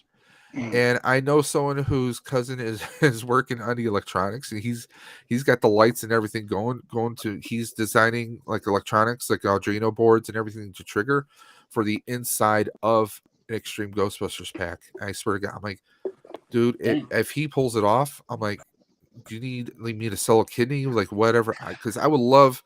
Because those who don't know, there was a cartoon in late 90s or early 2000s. Yeah, 97. Called Extreme Ghostbusters, which was Egon. Yep. The Ghostbusters were broken up. They all went their separate ways. Egon was a professor at I forgot what college it was, but he only had like a few students. And it turns out that some big bad was busted out from the subway tunnels, and he tries to attack it, but he's just not enough, and his pack isn't enough. So his students, designed some, they put together some new gear that Egon designed. We got like actual like cartridges, powering the proton packs now. We got like a basically a trap that's about the size of this, and it opens up, and it's got like this massive like accelerator type sound when it opens and closes. Like a frisbee. Yeah, and I mean, yeah, it was a fun dark. Yeah, I love the gadgets. Dark dimension cartoon. I love it. And which is where I got Ghost Beacon from. Yeah, from episode 1. Because they had the Ghost Beacon, because that's what Kylie used to try to. Try to summon her ants. Yeah, as Egon said. Yep. And I love that we have the ghost beacons in the video game, at least a variation of them. Mm-hmm. That's just awesome. Yeah. Of course, how many people like, oh, you get that from the game? No, you're around first. Come on. But I mean, like, there's so much. I mean, like, yeah, they could bundle some stuff, but I think a trap should be by itself. Yeah. I'll admit it. If they make the RTV, I will publicly. I will shave my head on YouTube if they come up with the RTV. Call me up, man. I'll be here. Oh, yeah. Yeah. Let's go. I will. Hey, well, I will drive up to Buffalo to shave your head for you. There you go. We'll do it at one of the GB days. There you go. Okay. But I mean, it's like, it would be amazing if they did that. I think the cost of it though, like trying to get because I've never seen Hasbro actually make like a remote control car. If the demand is there, and Yep. I mean, it's a small enough feature. Yeah. And remote control car. Yeah. I think they are. I mean, they're a toy company, for crying out loud. Yeah. They probably crank out remote control cars all the time. So I would imagine it. I don't know. It could be an easy thing or it could be a hard thing. But Yeah. if it's a Haslab, I would make sure. I would think they would make sure that they would be able to do something like that. I mean, hell, they made a proton pack, for crying out loud. And Or we're at actually, the very least, maybe it's a stretch goal with the ghost trap that they like. You can have a stand, but the stand makes it look like it's an RTV. okay. I can see something like that. Maybe if it's a stretch goal, okay, you have your ghost trap and then it locks into place to make it look like it's the RTV, even though it's not. I can see something like that, or better yet, a charging station for the. I was for the just trap. thinking, like, a charging station would be cool. Because there was something similar. They made like a little platform that looks like it could be a charging station for people who were in the movie. There was like Okay. a limited run of props. I think it was featured on Yes Have Some, and I think maybe Adam Savage did an interview with someone about it. Because even like Logan Kim had one. Like, it's a nice platform. It has the hazard look on it. There's metal plates, little metal parts, and the trap just kind of sits there as a display. Someone in the prop department was making like a limited Ben run of Eady them. made Yeah. like Yeah. stuff for the cast and crew. Yeah. I mean, like something like that, it would be killer. I think it would be a no-brainer for Hasbro to do something like that. It's just that I think they need to step up their prop game because, again, looking at their lightsabers, they're the one Star Wars one. They tried to do Reva from Obi-Wan Kenobi show. That saber, it looked overly plastic. I mean, it looked plastic. I saw it in person at Star Wars Celebration. It Yeah. wasn't. It was the real deal. It just wasn't as high in demand, for the character, and the show was. I mean, if I would have got that prop, I would have done a lot of repainting on it. Personally, It was cool. I backed it personally. I think like when you look at that, for one they are, product, Mike. it was expensive, but when you consider the cost of two of those lightsabers, which it basically was, it wasn't that much, all things considered, and it had a lot more going on with how the two blades interfaced with one another. So, like they're really, like, Hasbro's really capable of going the extra mile, and the Proton Pack shows what they're really capable of. So hopefully we'll see more of that in the future. Okay, so here we go. 1984 or Afterlife? What is your 84. mode? Afterlife. Sam Hain? Both, but I mean, Well, yeah, you can have one of each. Yeah, I see. Yeah, right. Mine or whatever. I was like, took the grind. I already switched out to the 84 stickers and stuff. I got 3D printed grips for the gun, for the front and back or whatever. Touch up stuff like that. Mine stays motor off and in 84 mode. Let me touch it. Motor off completely. Yeah, motor off for me. Yeah. Yep. I thought I would have liked the motor. Now, here's the thing, cool, Eric. If the motor's done right, okay, and since this is your first pack, you may not be aware. With some of the self-made proton packs and wands. If you have a large enough wand, or I should say the gun box of the wand, you can put a vibrating motor in it so you can feel the vibrations when you're blasting Yeah. away. So people have done that. I've never seen that done with the pack though. So that's one thing that kind of threw off. I think if had they left that motor out, I think they could have had a secondary speaker. Yes. Because I will say this, comparing my Ben & Kents with the Afterlife, I have better sound coming through Ben & Kents, to be perfectly honest. Yeah, that's And probably my biggest complaint about the sound could Haslab be a little bit Proton better. It's not even better. It's just it doesn't get loud. Period. Okay. If like my main intent for bringing that out would be like Halloween and whatever type of events. No one's going to be able to hear that outside. Nobody. Well, sorry, I'm having some microphone issues. Now, I'm going to turn mine on. Problem is, I can turn mine on 2 different ways, but I'll just turn it on with the. No, not that. We don't want copyright strike. Nope. So I don't know. Can you guys hear that? Yes. Yep. Okay. So we've all those who made their own packs. We've already had the crank knob volume using a potentiometer. This is how loud my pack can go, which is louder than the Afterlife. Sad to say. And that But- already shakes the pack, so you got your rumble mode right there. Yeah, I mean, when you have your volume up full blast, you can feel it through the motherboard. Mhm. It's aluminum frame passing through your Alice frame, so yeah, you can feel it. And by the way, yes, I do have a. Hold on, let me just.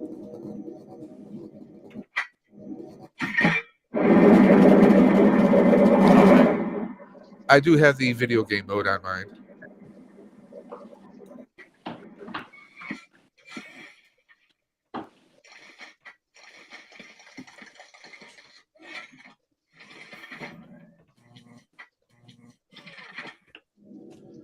So I mean, there's that, and I'm gonna close up my.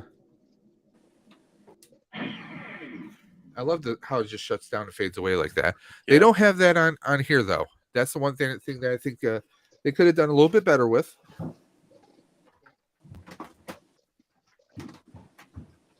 I'm just glad that it has sound at all. Yeah. Yeah. Yes.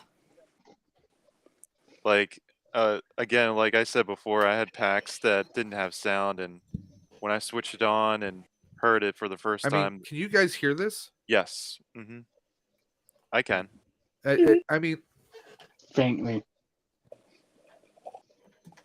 I have it cranked up all the way. It's Yeah, not much. It's night and day. I think a secondary speaker put inside could do better, or replacing the original speaker, but I have to look to see how they've done it. I mean, but I do love that though. Yeah. I love the sound effects in that movie. Yep.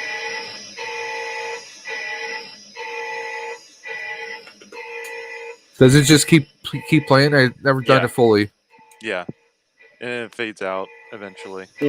I was hoping like we hear some explosions from the Firehouse,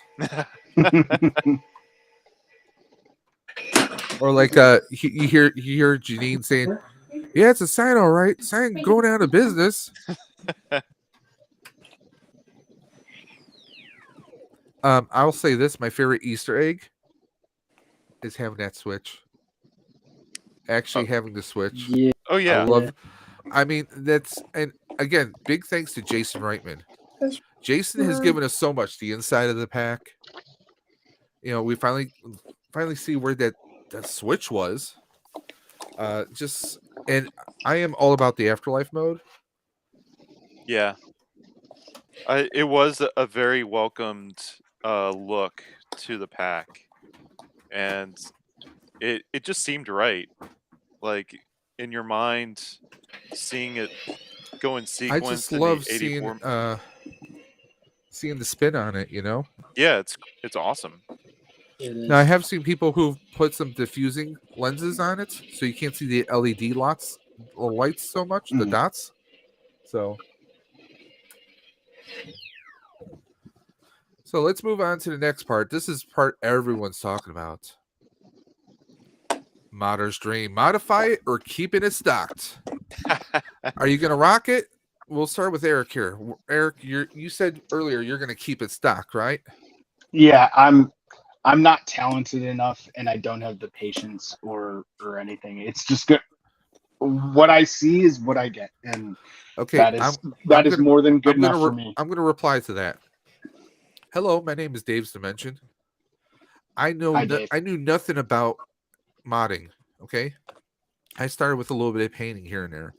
I mean, I friggin' built a Back to the Future proton pack, and I know nothing about electronics. I can barely solder. If I'm going to solder something, I'm going to practice 3 or 4 times before I attempt it. Okay, everything I learned was from YouTube, and a little bit of imagination. You'd be surprised what you can do. Plus, I mean, let's be honest, GB fans, they do make some pretty good plug and play mods. Oh, I mean, like, I don't doubt it. It's just for me, I'm and honestly, if you really wanted to do a mod, I'm sure a certain Ghostbuster might be willing to make a trip and help you out, because that honestly that you just want to see me mess with mine so you can be like, oh, don't do that.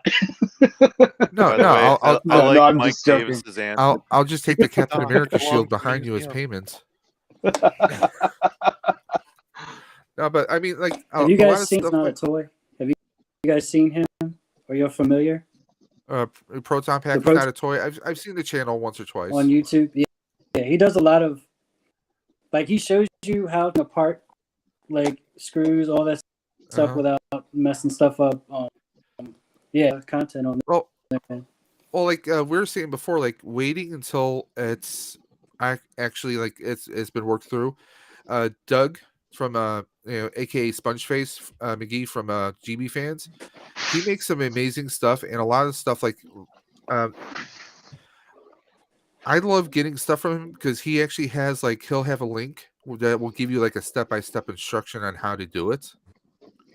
On GB fans, on their product pages, when they sell these parts, they actually have a link where either you can check out the video or you can just check out his instructions, because it's like a permanent link to a page somewhere with those instructions on it. It shows you step by step. A lot of stuff is actually pretty straightforward, and it's in mind with people like, okay, you're just going to plug this into the circuit board. Yes, you have to unscrew some things, but a lot of the stuff is very much plug and play. The trap I showed you guys a little while ago, a lot of that stuff is kits that he's made. Like, he's 3D printed the wheels.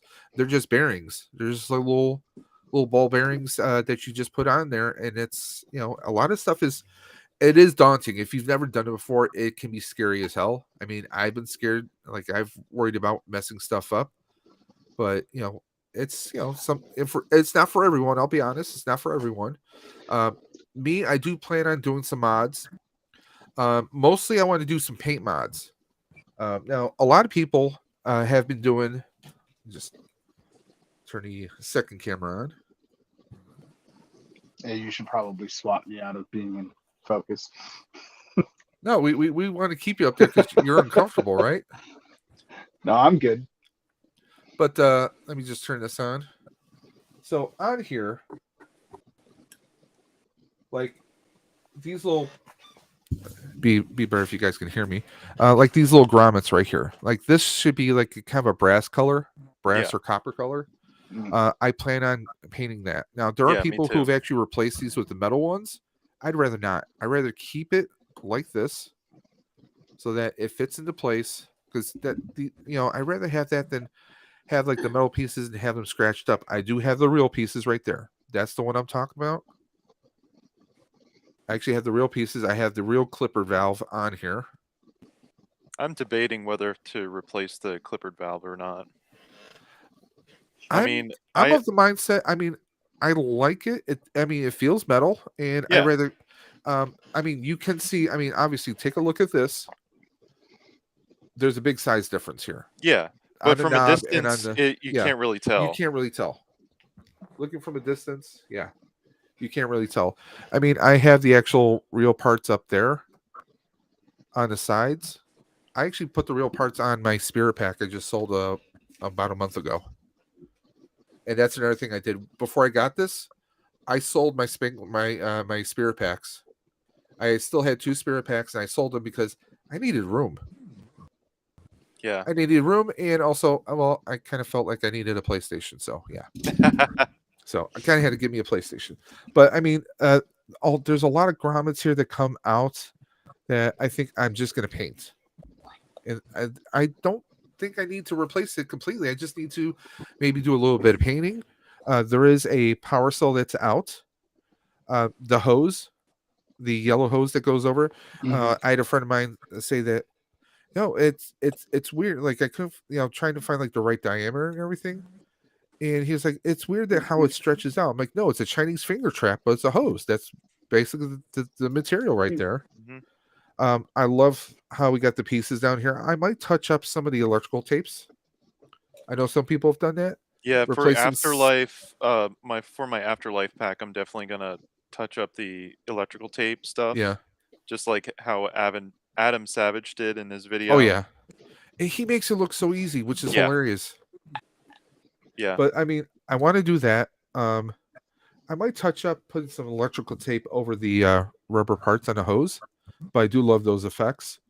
I mean, I do want to have. There is that sticker kit you had got from Moby Signs. Yeah. There is I think there's some screw stickers or screw decals that go over that.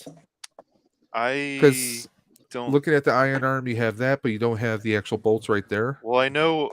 I forget the person, but I know there is someone that actually did do a 3D printing for Okay. the ion Mm. arm, and Oh, you can so actually to- replace that. Oh, It actually okay. screws on where it kind of Okay. Clips.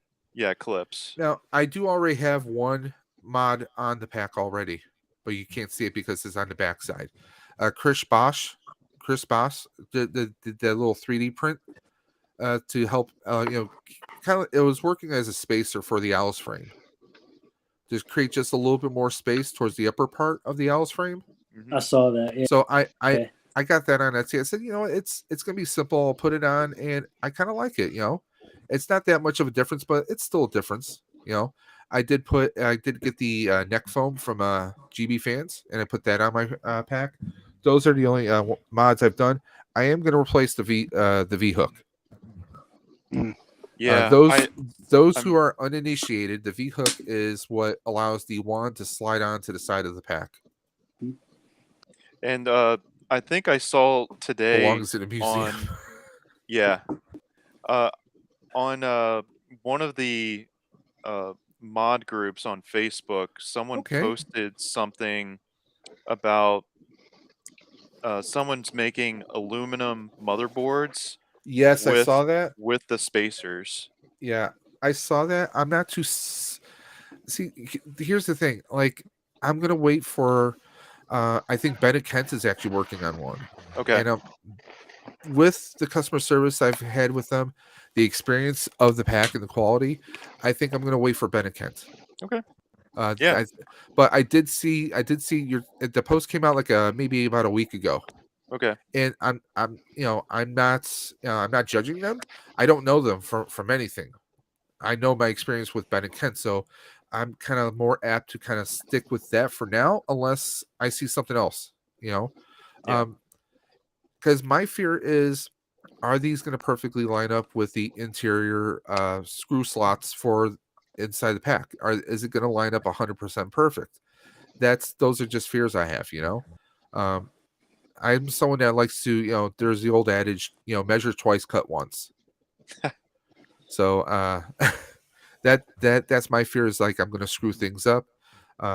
So I mean, it's great that they're already coming out with that stuff right now, but Yeah. I think I'm going to wait a while. Yeah, but I I got mean- the spacers from Etsy as Yeah. well, Okay. so I have that ready to go, and that's all I need, really. And I mean, I want to touch up some paints on mine, like I said, But like outside of that, the power cell, I want that blue lens that they have out there in the V hook. For the most part, that's pretty much what I. That's really the only big stuff I have in mind because I already have an Alice frame on there. You know. Yeah. It's minor things for my pack. Yeah. I'm basically gonna be doing what Adam Savage did in his video. Just Oh, do and a power pack, of course. Yeah. Because I'm not buying D batteries for the rest of forever. No, that's not Yeah. happening. Yeah, that's definitely a mod that I'm going to do for both packs, and I'm going to do 84 pack and do that's going to be the big project over the summer, and I'll probably do a video on that. Okay. And yeah, there's nothing really that's the great thing about this pack is that you don't need to do a whole lot to No. these packs at all if you don't want to. I mean, I know there's in the Ghostbusters community, you and I both know this. There's hate on Spirit. There is hate on Spirit packs. Oh, there's store-bought packs, but you know what? You have to go to a store to buy the parts anyway. So I mean, Yeah, just, I mean, I started on Spirit packs, so I have nothing but love for them, and I modified the hell out of my pack. Because I had the obviously the not even talking about the Back to the Future pack, but I had another pack which was supposed to be more Ghostbusters 2 themed, but I had a heavy weathering on it. I mean, I heavily weathered it, and I had GB fans lights and electronics in it. I had the real all the real parts, all the real grommets and everything. I drilled them in there. Yeah, was it a little overkill? Sure. But I made it my own. I loved it. yeah, and that's the thing that I love about people taking the Spirit You pack. start out with a $70 or $80 Yep. plastic shell, and you build outwards. You can paint it any way you want. The GB crossover group on Facebook. If you guys want to see some amazing builds, we're talking people who have, people have built Doctor Who themed proton packs. You've seen people build, Fallout. You've seen My Little Pony. A friend of mine on Facebook. She's not really active in that group anymore. She built a Beetlejuice themed. Nice. Where it was. She had the proton pack, and her wand was actually the sandworm. Yeah. You know who I'm talking about, Whitney? Yeah. Yes, Whitney. Yeah. Yep. She also did like Lydia. She dressed up as she had a Lydia. Lydia cosplay with the name and everything. Yeah. She's heavy into 501st now. Okay. She's heavy into Star Wars right now. Yeah. But yeah, I mean, you can see some pretty amazing mashups in there.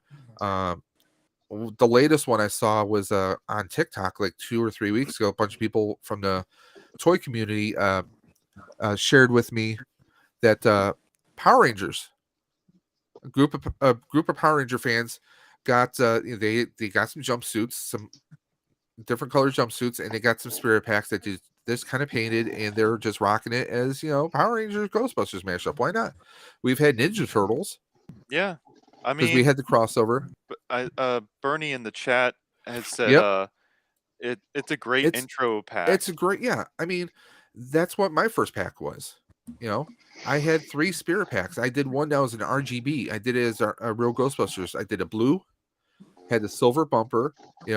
I actually used some car paint for the booster tubes on it, and it took a lot of tries, but it worked out. It turned out fantastic, and I sold it to a good home recently, and then it's like I even did a trap in those colors. They're fun projects to work with. A lot of people laugh at Spirit, but I mean, Spirit goggles, I just painted them. I don't I laugh got the at 3D Everyone parts has on them. their own personality, and they make plus, it their own. I mean, would you rather spend $200 or $300 on like a big time prop and then suddenly you drop it and it breaks the first time? Yeah.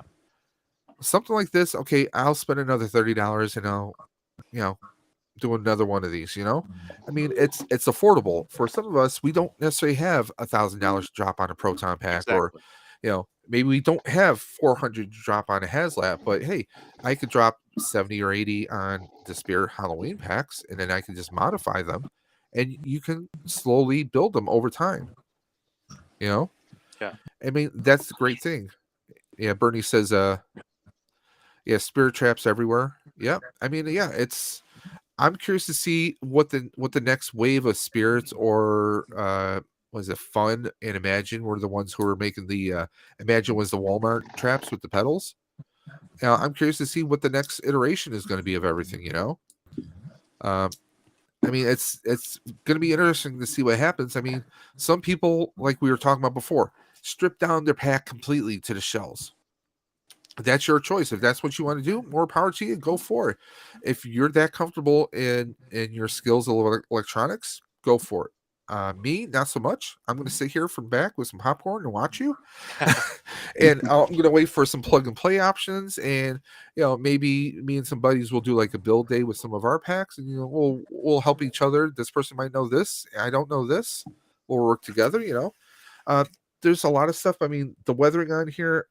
If obviously, if you want an 84 pack, go for it. I mean, you just got to take the little extra grommets out and do a little filler, repaint it, and have at it. Yep. But I mean, we can have anything in here, and let's be honest, Hasbro was smart putting the 84 lights and sounds in it. That's what I mean. Like they had to know, like, hey, we're going to set this up as a Spengler pack, but we're going to make it so they can remove parts. I mean, I think this is. On a scale of 1 to 10, and I've not seen every Haslab that they've done. I've seen pictures of Galactus and a few others, but I think this. I mean, come on, we broke we shattered the goal in 7.5 days. Yep, just under 8 days we shattered the goal. So Hasbro, keep that in mind when you do your next Haslab. Ghostbuster fans, I mean, it's been a desert for us. So if you're going to throw a pack out, you're going to throw a ghost trap out. We were hungry for this. For how many years? I mean, come on now. Decades. Literally decades. We've been waiting for a nice proton pack, 1/1 scale proton pack. Like Hasbro did the Engine of Vengeance, right? For Marvel. Come on. Give us Ecto 1. Give us a Plasma Series scale, 6-inch scale figure. Ecto 1. I think it's feasible. Yeah. And here's the thing. You could do 2 of them. You can give us the Afterlife, and then a year or 2 later, give us the original OG. Or, better yet, make a lot of people's dreams come true and give us the Ecto 1A. Ecto 1A. I mean, come on. Now, what was the benchmark of that? I should know because I did back the Engine of Vengeance or whatever. I think 7,000 was the benchmark, and the cost wasn't it was it 300 or I think it was just under 300. I could be wrong. 275, something in that range. You got to figure if it's around that cost, Ecto 1 is probably going to be more expensive. It's probably going to, I have to imagine it's more. It's going to be in much, much more demand, but you got to figure it's going to cost just as much, if not more, than what that. It doesn't say how much they were trying to sell it for, because I'm looking at the page on Hasbro Pulse right now. Yeah, they would have stripped that. Plasma Series Gruberson. Yeah, I saw that. Mike Davis, Plasma Series Gruberson, and Callie first. Yeah, I agree. I was actually surprised they didn't release those. But I guess hopefully we'll see them suit up in the next one. I mean, look at it. They have Quantumania coming out now, and I'm getting the end game vibe. This could be Paul Rudd's swan song, possibly. That way his daughter's character is. Oh, I see. That's Ted and Annette Fleming. Come on. Oh my God, I need that to happen. Oh my God, I need that to happen. No. Okay, anyone out here who's watching this live or the replay, please, for the love of God, do a Ted and Annette Fleming cosplay for GB Day. That would be awesome. That'd be hilarious. You go to a con, you see some people in some 80s clothes. You're like, who are you? Oh, we're Ted and Annette Fleming. Like, yes. Come on, that would be hilarious. But I think we need Gruberson because I mean, there is technically a Gruberson out there. I've known people who've taken the Ant-Man head and thrown it onto like a Diamond series, Diamond Collect, Diamond Collector's Ghostbusters body. I mean, people have done the mashups before, so. And I'm sure it's got to be easy to take the Ant-Man head and put it on one of the plasma Ghostbusters. Pop the head off. I'm liking Mike Davis's answers here. Yeah, dude. The Evo Shandor plasma series figure. I mean, Dude, like the and you can rip them apart. action. Yeah. Rip them apart action feature. Evo Shandor fright features. There you go. He just like that. Part of his body splits into half. Come on. I love that. Hasbro. Yes. We have winning ideas. People will buy this. Come on.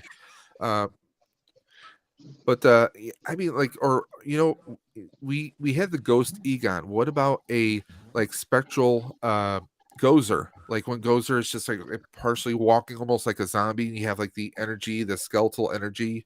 Well, yeah. Give us a figure like that. That would be a cool effect. We have the Olivia Wilde Gozer. Yes. And then we got the original 84 Gozer. Okay. Here, spontaneous question. Which Gozer do you prefer? 84 or That's Afterlife? a good question. I like them both for different reasons. Yes. I think 84 still holds the throne for me personally. I mean, the red eyes and everything were just fantastic. I mean, and I mean, come on, we saw Gozer doing like flips in the air, landing perfectly. I mean, and the red eyes tie in with the Terror Dogs. And so I mean, and for 84, that was fantastic special effects. And let's be honest, they were practical effects. That's where it's at. I mean, Jason proved it. With Afterlife. You don't have to do CGI. Yeah, some of it was CGI, but for most of it, a lot of it was practical effects. And I really hope that Hollywood kind of comes back to that. I was surprised they didn't give her red eyes in Afterlife. Why they did? I think they did originally because in some of the behind the scenes footage I've seen, she has the red eyes. And I think there's like a quick shot, like a split-second shot of her with red eyes that they did touch up in the edit. That's what I'm talking about right there, Mike. Fright feature Evo Shandor squeezed the legs and his upper body splits. Exactly. I love it. It's winning. Both are invited to my place. Gotta love it. But I called Olivia a Wilde for being the goes in Afterlife. Yeah, I mean, let's be honest. Olivia Wilde, she can be in any movie. Just saying. So, let's see where we were. Talking about mods. Okay. Hot take time. Criticism for the pack. What are your I know we already touched on a few criticisms. We'll start with Go Speaking. What is your criticism for the pack? It could be small, petty. It could be something big. I guess I talked about it in my video. The lights on the cyclotron when it's in 84 mode. I wish they had figured out a way to speed them up. Well, no, in 84 mode, have the one LED light on instead of the three that are in the Afterlife sequences, because it's more screen accurate. And I get what you're saying. Someone on gbfans.com has already cracked the code on how to kind of solder it in a way where you can switch it from Afterlife mode with all three LEDs and then 84 mode. Just have a single dot. Yeah, the single dot. Because like Eric, you may not be aware of this. In my Dependent Kent one, basically it's one light. It's basically one LED for each cyclotron, whereas we have three for the Spengler pack. Yeah, in order to do the animated spin sequence. Yeah. But and I actually have frosted lenses on mine for my Kent. Okay. And what I did was a friend of mine made the suggestion when I did the Ghostbuster video game mod was for my little I forget what do you call the reflectors where they actually sit into, painting it red so even when it's off it looks like it's red. Okay. And it's even when I do the colors, as you saw, it comes comes through perfectly, even though those reflectors are completely red. Yeah. So And I guess the other criticism, and I've seen a lot of people talk about this, is the motor, the mooing, and I feel like they could have perfected that a little bit, yeah, because I'm not even going to use that rumble mode at all because of the sound it makes. I keep mine So off. yeah, that's Yep. yeah, I keep mine off too. So there's really no point in it if no one's really going to use it, unless you're at a con and you can't really hear it and you have it on. I thought I was going to have it on, but yeah, turning it on, I'm like, oh, this doesn't feel right. And Yeah, it was Yeah. almost making me a little nauseous, even. Yeah. yeah. I mean, it just kind of fuses with the sound effect, and it just doesn't Yeah. sound right. Yeah. And so And I've turning heard it off, where it sounds like yeah. I mean, it just sounds like someone's really bad moped. Yeah. So Sam Hain. Man, I would say like that frosting on the power cell. I don't like that. Okay. I'm gonna the fact that we Yeah. can't leave it on without modding it. I mean, I was a Ghost Lab 42, whatever that is.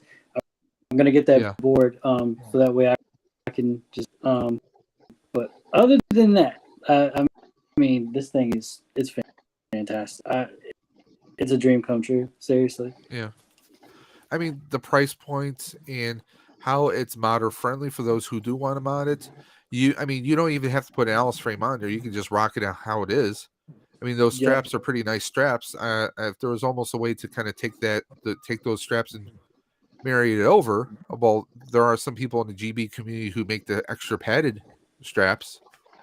But my thing with that is, I mean, I would love to have that because I think that would be great for people for like shoulders and everything. But also, it would just add to sweating like hell in the hotter weather. So, my gripes. I mean, well, you guys heard me talk about the weathering. The weathering is one thing. The motor again echoes of everyone else. The motor is just. It's almost like I almost want to just remove the motor. You know, I mean, if you remove the motor, I guess there could be a way to kind of power maybe a secondary speaker. Because the thing is, like, again, and that's another thing, the sound level here. We've already talked about it where, like, a person with a full scale pack, and I don't have a fancy speaker in here. I got like a little speaker I got on Amazon, the same type that they sell in GB fans. You know, it fits in the size of your palm, basically. I have that sitting underneath my cyclotron lights. And the vibrations are just pushing right out the pack. I mean, it's plenty loud. I mean, I can play music from a distance and people can hear me coming. You know, Yeah. And one thing I thought that was a complete miss that they could have done easily with this pack, with this Spengler pack. You know, you obviously designed it for cosplayers, people who are going to go to cons, or maybe they're using it for their Ghostbuster franchise group events. How hard would it have been to give us like a little $10 or $12 Bluetooth adapter that plugs into the soundboard, so you can play whatever Ghostbuster playlist or whatever you want on your phone. But again, as you're going, they definitely had modding in mind, and they gave us that little switch in the bottom of the crank box that doesn't work if you want to have that option to flip on and put on music. So they definitely had this. They definitely had modding in mind for this pack. What if they rigged it so that actually was the toggle for 84 and Afterlife? I've seen someone actually do that. Oh, they did that already? Yeah. Okay, great. Because I mean, how cool would that be to not have to open up your pack? I mean, it's cool opening up your pack every time, let's be honest. Yeah. You know, taking the shell out and, you know, getting in there. But imagine if you just did it on the outside, you know, or if there was a different mechanism, some other additional feature you did for that, you know. I mean, easier access. Yeah. It's definitely a modder's dream. Like, what if they did something where, what if someone replaced the little copper grommets that we have by the I'm blanking. How am I blanking on it? The clipboard clip art that's on the pack itself. What if you took all those little faux copper wires and you put like little LED wires going to it, so you can actually flip the switch and they glow, like they were glowing, like they were covered in slime or something like that. You know, I mean, Just wait for it. It'll be out by summer. probably. Yeah. I mean, I think it's something like that because I was working on ideas for if I were to get my 3D printer calibrated. That is, I want to do an Evil Dead pack That'd be and cool. have it like cracked in multiple places and just have like green light just kind of piercing out, like it's all the undead powering the pack, like the Necronomicon, you know. But I mean, like there's just a ton on here. I mean, they're very small gripes. Yeah, these are just nitpicks. Like I'm completely happy with the pack the motor, as is. the sound. I'm sure the sound can be improved. Yeah, of course. I mean, people have already improved it with their own mods. So, I'm not going to put a Bluetooth speaker in the power cell compartment. Like I said, I'd rather carry it on a trap or something that's hanging off my belt, because I think sound is going to travel a little bit better that way, you know. Mm-hmm. And I mean, do I really want to add a little bit more weight to? I mean, that's why one of the reasons we got these packs is they're so light. Yeah, it's like carrying. It's. I'd say it's a little slightly heavier than a Spirit. Yeah. But not the Spirits I had, because I kind of packed them with the full size speaker and GB stuff, and I had the power cell, the Talent Cell batteries in them. Mine I have inside my pack though, and I have a little charging port. But I mean, there's so much we can do, and the Ghostbuster fans are coming out with so much that it's not even funny. Yeah, it's great. Here's a quick one for everyone. Will you display it? If so, how? Or use it for cosplay? All the above. Well, you already saw my little charging station I have. Mm-hmm. Now, are you keeping yours like mounted on a wall somewhere where you can just kind of pick it up like on a hook? Or I actually like the stand that it came with. So are you going to paint yours? No, I'm worried about. Have you seen them? Yeah, it's cool. I've seen a lot of it. They look amazing. Yeah. And me being a fan of like Hazard, like I've seen some of them. I like when I first saw a few, they looked really, really nice and clean. But then I saw the ones that people weathered, and I'm like, that's like a project I want to do in the summertime. I really do. Yeah, it's fun. Yeah, I think I'm just gonna keep them on the stand, and maybe down the line I'll probably mount them on the wall. But I'm completely fine with them on the stand. I'm gonna try to do both. I mentioned I want to get like the full kit and do cosplay at some point. Yeah. Maybe later this year. Got a whole bunch of other things on the priority list that are a little bit further in front of that. But so it'll probably just sit on the stand for now. It would be really cool if I wall mounted it. But I do have a question, and maybe it's just because I'm lazy and I haven't checked out like the tons of YouTube videos out there. But when you hook up an Alice frame, can it still sit on the stand that it came with comfortably? Yes, right here. Okay, all right. I have mine sitting here. It has an Alice frame right on there, and it's sitting on the stand perfectly. Because if you look at the stand, there's actually two sets of grooves. There's two grooves. Okay, one is for with the frame, and one is for without. So yeah, you definitely can. I will say this: I have it sitting on top of, like I said, like a Husky storage tool storage chest. It wasn't perfectly leveled. Let's just say the top of the chest isn't perfectly leveled, but the stand wasn't perfectly leveled. So I actually propped a rotary tool case that I have behind it so it didn't fall backwards, because the stand itself is very light. But then again, most of us use guitar stands for our full size, our full scale, and our Spirit Proton packs out there. So, if you're at an event and you maybe don't think that is that sturdy, guitar stands are pretty inexpensive on Amazon. Yeah. I'm slapping myself though, because I should have just bought the one Alice frame. Exactly, Bernie. Exactly. On Amazon before I got that proton pack in the mail Yeah. because I got mine for Learn- about $69 on Amazon. I mean, Yeah. you just kind of have to. I've had no issues with Rothko, so that's what I went. I Okay. know some people went with Fox. I haven't had experiences with Fox, but I've had some people kind of say some of them are good, some of them not so much. I saw a lot of people in some of the GB groups going for the LC2s Mm. instead of the I was LC1. I was gonna get And the you want to Fox stay out. away from the LC2s. Yeah, I was gonna get the Fox Outdoor one, but they're sold out for right now in the one olive green. Yeah. But I Well- almost wonder. Just joking aside, like, do you think like those manufacturers know like why their Alice Yes. frames are selling like hotcakes right now?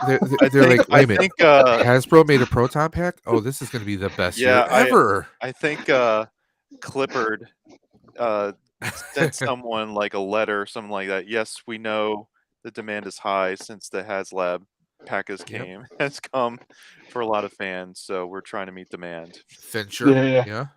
There's a lot of retailers who are like, oh yes, okay. Oh, there's a new Ghostbusters movie coming out in 2023. Yes, we'll sell even more now. So yeah, I mean it's definitely something. Might go with the GB fans. I've also seen people making their own Alice frames. I mean, if you have the tools and if that's the route you want to go right for it. I've seen some people make them out of PVC, to make their own because, a lot of times, I mean, once upon a time, the only place you could get them were Army Navy surplus. We don't have a whole lot where I am, so that's why I went for Amazon on mine. Not to mention, I mean, we were going to have like about what, a year and a half, almost 2 years between the campaign and getting the pack. So yeah. I mean, it was supposed to come out this spring, and we got them early. Yeah, Mike Davis says Clipper definitely knows. They sent an email. So yeah, I mean that's.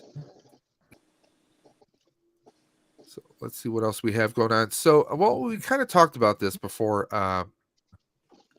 What's next? What Haslab would we like to see? I know we were talking the traps. The traps I think would be cool.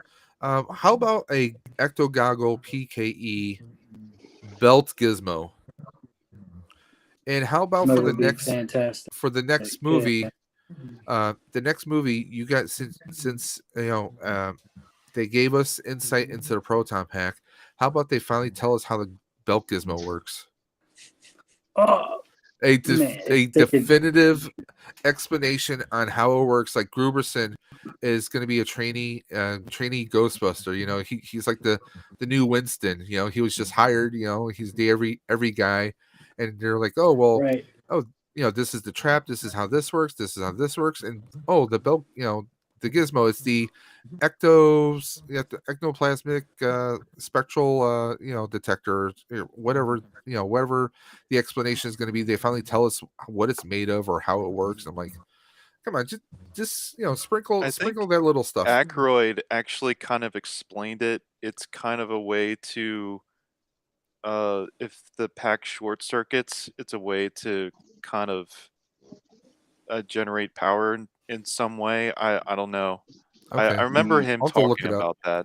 Yeah, I mean Dan has explanations for everything. Yeah, he and some of them don't always track the same explanation each time. Like, but I mean, his like those that don't know, his family is they were really into the occult and supernatural, and so I mean, you can't fault someone for having that kind of creativity. I mean, it's Dan Aykroyd. I mean, like, I would have loved to have seen his original concept though brought to life. Oh yeah. Or I think it'd be awesome as a animated cartoon series or something like that. Like we get Marvel What If. What about Ghostbusters What If? We got the different Ghostbuster universe in the comic book world. So why not? Yeah. That could definitely be cool. So I mean, because the original Ghostbusters, those that don't know, it was much darker and set twisted, in the future. Yeah, with Belushi and Aykroyd. Yep. Okay. Well, we already did that. The We talked about the Ecto one Haslab. flew. Yeah, I think you're right. I think the Ecto did fly. Yep. Yeah, because the black Ecto with the purple lights were just, I mean, it would have been crazy. So on a scale of 1, which is Venkman burned in hell, to 10, we got the tools, we got the talents. How would you rate the pack? Definitely 10. I mean, you can't beat it. Yeah. Like the price and the look of it. It's For any gripes any of us have, which we all do, let's be honest. I mean, come on, the price point alone, 400, which is, I mean, that's about a third on what you would spend money and time building one. You know, Yep. and you know, it's just, you know, I say this in my videos all the time. It's a no brainer. It is just that. It is a no brainer. It's definitely a 10. Hell, I'm almost saying 11. Because we get the burnt mini puffs, which just looks so awesome and amazing. yeah. You know, I actually got my wife the regular ones last year because she loves the mini puffs. That's like her favorite thing in the movie. She's actually part of the same franchise, and she actually does a lady Stay Puff outfit, and people just go crazy for it. But like the burnt mini puffs, they just look awesome. Is it a repaint? Yes, it's Hasbro. Of course, it's a repaint, but it's executed so well. Mhm. You know, It is. and I love how they can peg when you open up the side of the power cell, because we Yeah. got the little pegs in there. They sit they can stand in there perfectly. They clip onto all the different wires awesomely. So as a display, they just look amazing. I mean, that the Spengler notebook itself, I would have loved the Spengler notebook to be hardbound. You know, or to actually feel like a composition Yeah. notebook. Yeah. How you have that little more of a I don't want to say a fiber, more thicker cardboard. You know, something like that would have been amazing just on the outside. You know, Yeah. it doesn't have to be a massive notebook, but just to have that, I think would be amazing all onto itself. Yeah, and the marshmallow is okay. I don't think a lot of Yeah. people are going to be utilizing it, but I'm not. I I don't. personally would have liked clean wires that we could hook up to the proton pack instead of the I don't like afterlife wires. I don't like how muted like they are or whatever. Like Yeah. in blue tape, but like all the, because I have yellow, and so all the yellow tape parts on mine, I just went through and did it up. It looks so much better. Mike says Okay. slime blowers for everyone. Could you imagine if they did a slime blower for the anniversary of Ghostbusters 2? You know, we can wait a few years and make that happen.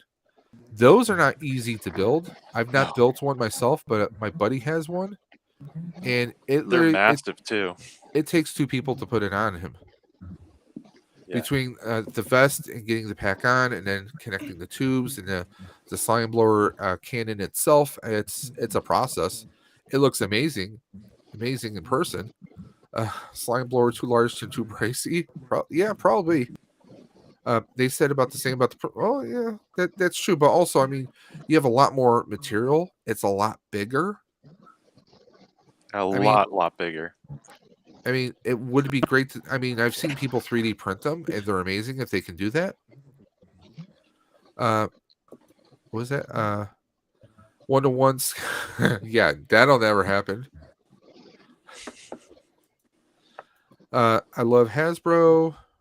I love the Hasbro pack. I put an Alice frame on mine and bought the snap-on grips from Etsy. Okay, awesome. He's talking about the handle grips. I mean, I'm almost tempted to do that on mine. It's awesome, man. Like you can pop them right on and off. Like it, I love it. He has a set, but he doesn't like. Yeah. He won't let me touch his pack, so I buy his It's mine. He's like, no, knock It's that. Leave it alone. mine. All right, I'm not touching it. Vesner Cool. says, hope the man. next Haslab production is a trap and PK meter. Yeah, we're all hoping for that. And I mean, come on. Can you imagine if they do the PKE taser? Like in the movie? I'm waiting for that. I mean, there's. I mean, because that would we just already be. have like the spirit PKE meters. And I love that we already have that taser feature in Ghostbusters Spirits Unleashed. Yeah.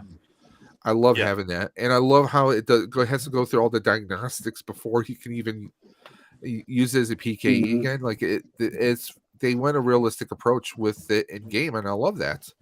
So I love that it carries over. Polaroid ecto goggles. Yep. It can happen because my wife has, I forgot what it's called, but she's got this little pocket size printer.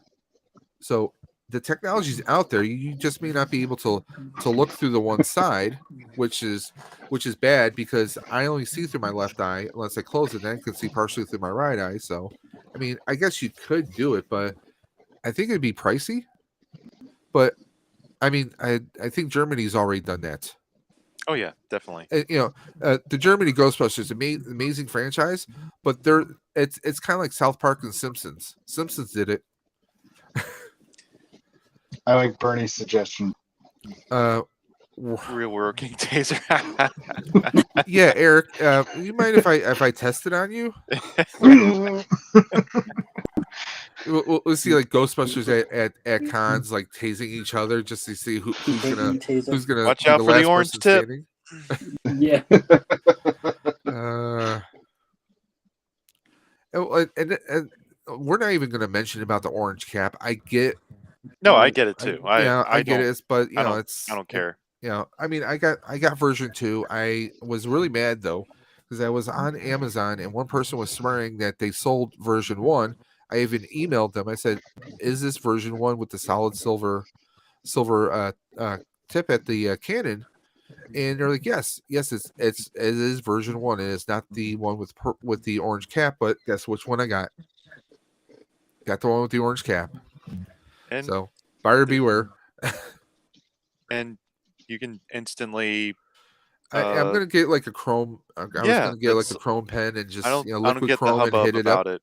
Yeah, I mean, I really don't. Yeah, because he has the first gen where it's silver. Mine, I got my gun at one. I slept on the Spengler ones initially, straight up. I had the Maddie one, like, yo, they're gonna do a pack, and they never did. So when the Spengler one came out, I was like, good. And then they were like, oh, we're doing the pack, and then I backed it. So like for a year, I was selling these 2 guns because I was like, and then they sold out, and I was like, man. So it was really down to the wire. Anyway, I got my second gen gun, black on the tip or whatever. Threw some like black on there first, so as the tip gets knocked around, it'll like weather itself. Yeah. So I like that. That's a good idea. Well, like speaking of weathering, like with my 1-to-1 skill pack, whenever I'm at events or I'm at cons and I know it's going to get scratched up or beat up, I do. I carry a black Sharpie to fill it in at times.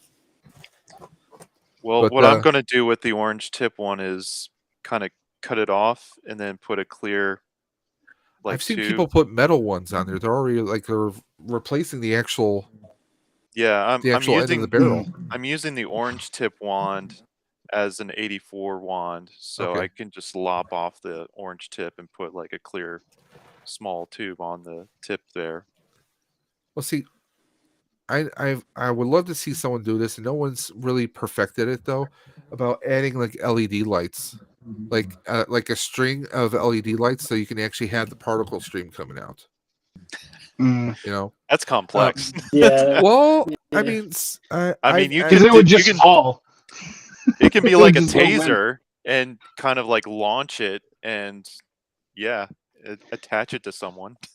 I mean, you can have it stationary though, because I've done that for a Halloween display I did one year on my patio.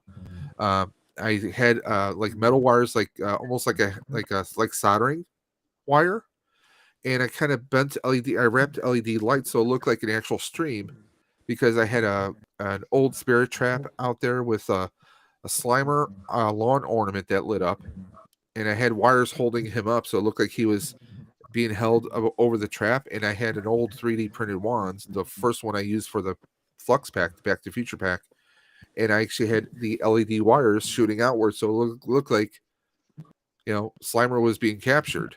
So, Or you could do like a laser pointer kind of thing. Hmm. Although you Yeah. do need like a smoke machine kind of environment, but still be cool to have that kind of option. oh yeah. Let's catch up on the next. Let's see what we got here. Womp womp. Fiber optic strings, yeah. And let's just catch up. So we last talked about the scale of 1 to 10. We all are giving it 10s. Yeah, Next year, absolutely. can you believe next year? Next year is 2024 and the 40th anniversary. Any ideas on how you will celebrate? Sam Hain, you go first. Man, I live in Maryland, right? And I've never been We don't judge you. right, right. So I think that take. I mean, we all can't live in sunny Buffalo, right? Oh wait. Hey, Right, I'm exactly. in Maryland. See? That's awesome. But yeah, I think I'll finally make the pilgrimage to New York. I think that would be cool. The See the Mecca. Firehouse. Yes. Mhm. I mean, honestly, I'll say this, Sam Hain, you're in for a treat. The Firehouse, it's a functional firehouse, but those guys are amazing. Yes. If they're not on Mhm. call, they welcome you in. They have an amazing display of patches from different Ghostbusters. They have their own collection of collectibles. They embrace the fandom, and I mean, I'll say this: if you go there, make sure you have cash. They have some amazing merch that they sell there. It's all cash. They have hoodies, they have T-shirts, they have pins, they have coins now. They have tons of stuff. Beanie hats, they have everything, and all that goes back into the Firehouse, so it helps us support the Hook and Ladder number 8, the FDNY. I mean, they put their lives on the line and they embrace it fully. That's their Yeah, symbol. That's what they actually have cool, man. on. This is They their actually challenge have that coin. painted on the sidewalk That's- outside the Firehouse, and it's Yep. painted on the fire trucks. That's pretty Yeah. cool. Yep. Yeah. The That's an challenge amazing coin is coin really right awesome. there. Yep. Yeah, the challenge Right. coin is amazing. I mean, they put their lives on the line, and I mean that's like with the Buffalo Ghostbusters.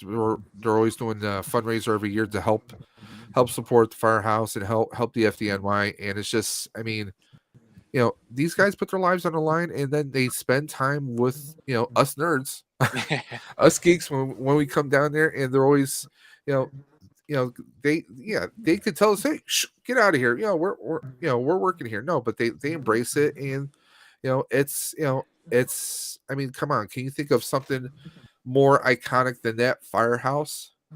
Oh, maybe Statue of Liberty, And but I mean, it's but I mean, that Firehouse, you see that from a distance. You see that in a video game. You're like, wait a minute, that's the Firehouse. I love You know? I love some of the firemen's reaction. They his name is Nick. I forgot his last name, but No, I know who you're talking about. he always says, it's crazy, you work in this fire hall and then all of a sudden you see a Lego of it or a toy of it, Yeah, and just anything. It's crazy. I mean, like I have the Funko of the Firehouse on my top shelf, and like I got that first, and then some time went by, and I actually got to go to the Firehouse, and I've been there. God, was it? This is gonna be my 3rd year going to the Firehouse, and it's still it's like every time I go there, it's like going there for the first time. I can't wrap my head that I'm actually at the Firehouse. It's our Graceland. That this is where the Ecto screeched out. Yep. And just I mean, it's I mean, it is our Graceland. I mean, yes, the inside isn't exactly the same, and no, you cannot go down the fire pole, safety reasons, okay? But I mean, it's kids of every age. You get like people who've been Ghostbuster fans since they were when they were a toddler, bringing their kids or grandkids now. And it's just a generational thing, and they embrace it completely. I mean, there's people who walk their dogs to the Firehouse, and the firemen give the dogs treats. I mean, the past couple of years, I mean, it's they embrace the fandom, like they have they have the fire truck out. You know, they talk and they hang out with everyone because they're fans too. You know, I mean, think about their perspective. They work there. You know, I mean, Yeah. it's just it's mind boggling, and you know they have. I mean, It and is. now after the past couple of years, now they have the big sign up there, the 1-to-1 scale sign, and especially when it lights up at night.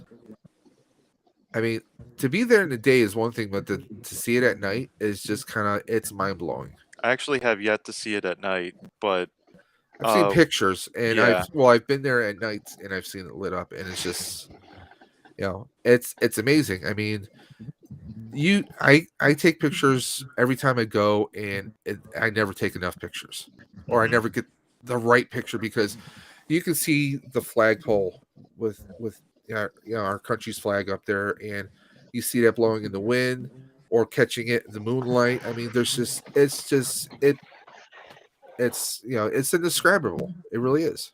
It's a simple building, Yeah. but it's so beautiful. Yeah. Like I love how simple it is. Yeah. And Well, it's to borrow a phrase from Ghostbusters 2, we need a symbol, something that's pure. I mean, this is Firehouse. There it is. But I will say this, Sam Hain, when you go there, you will not be disappointed. You'll be amazed. You know.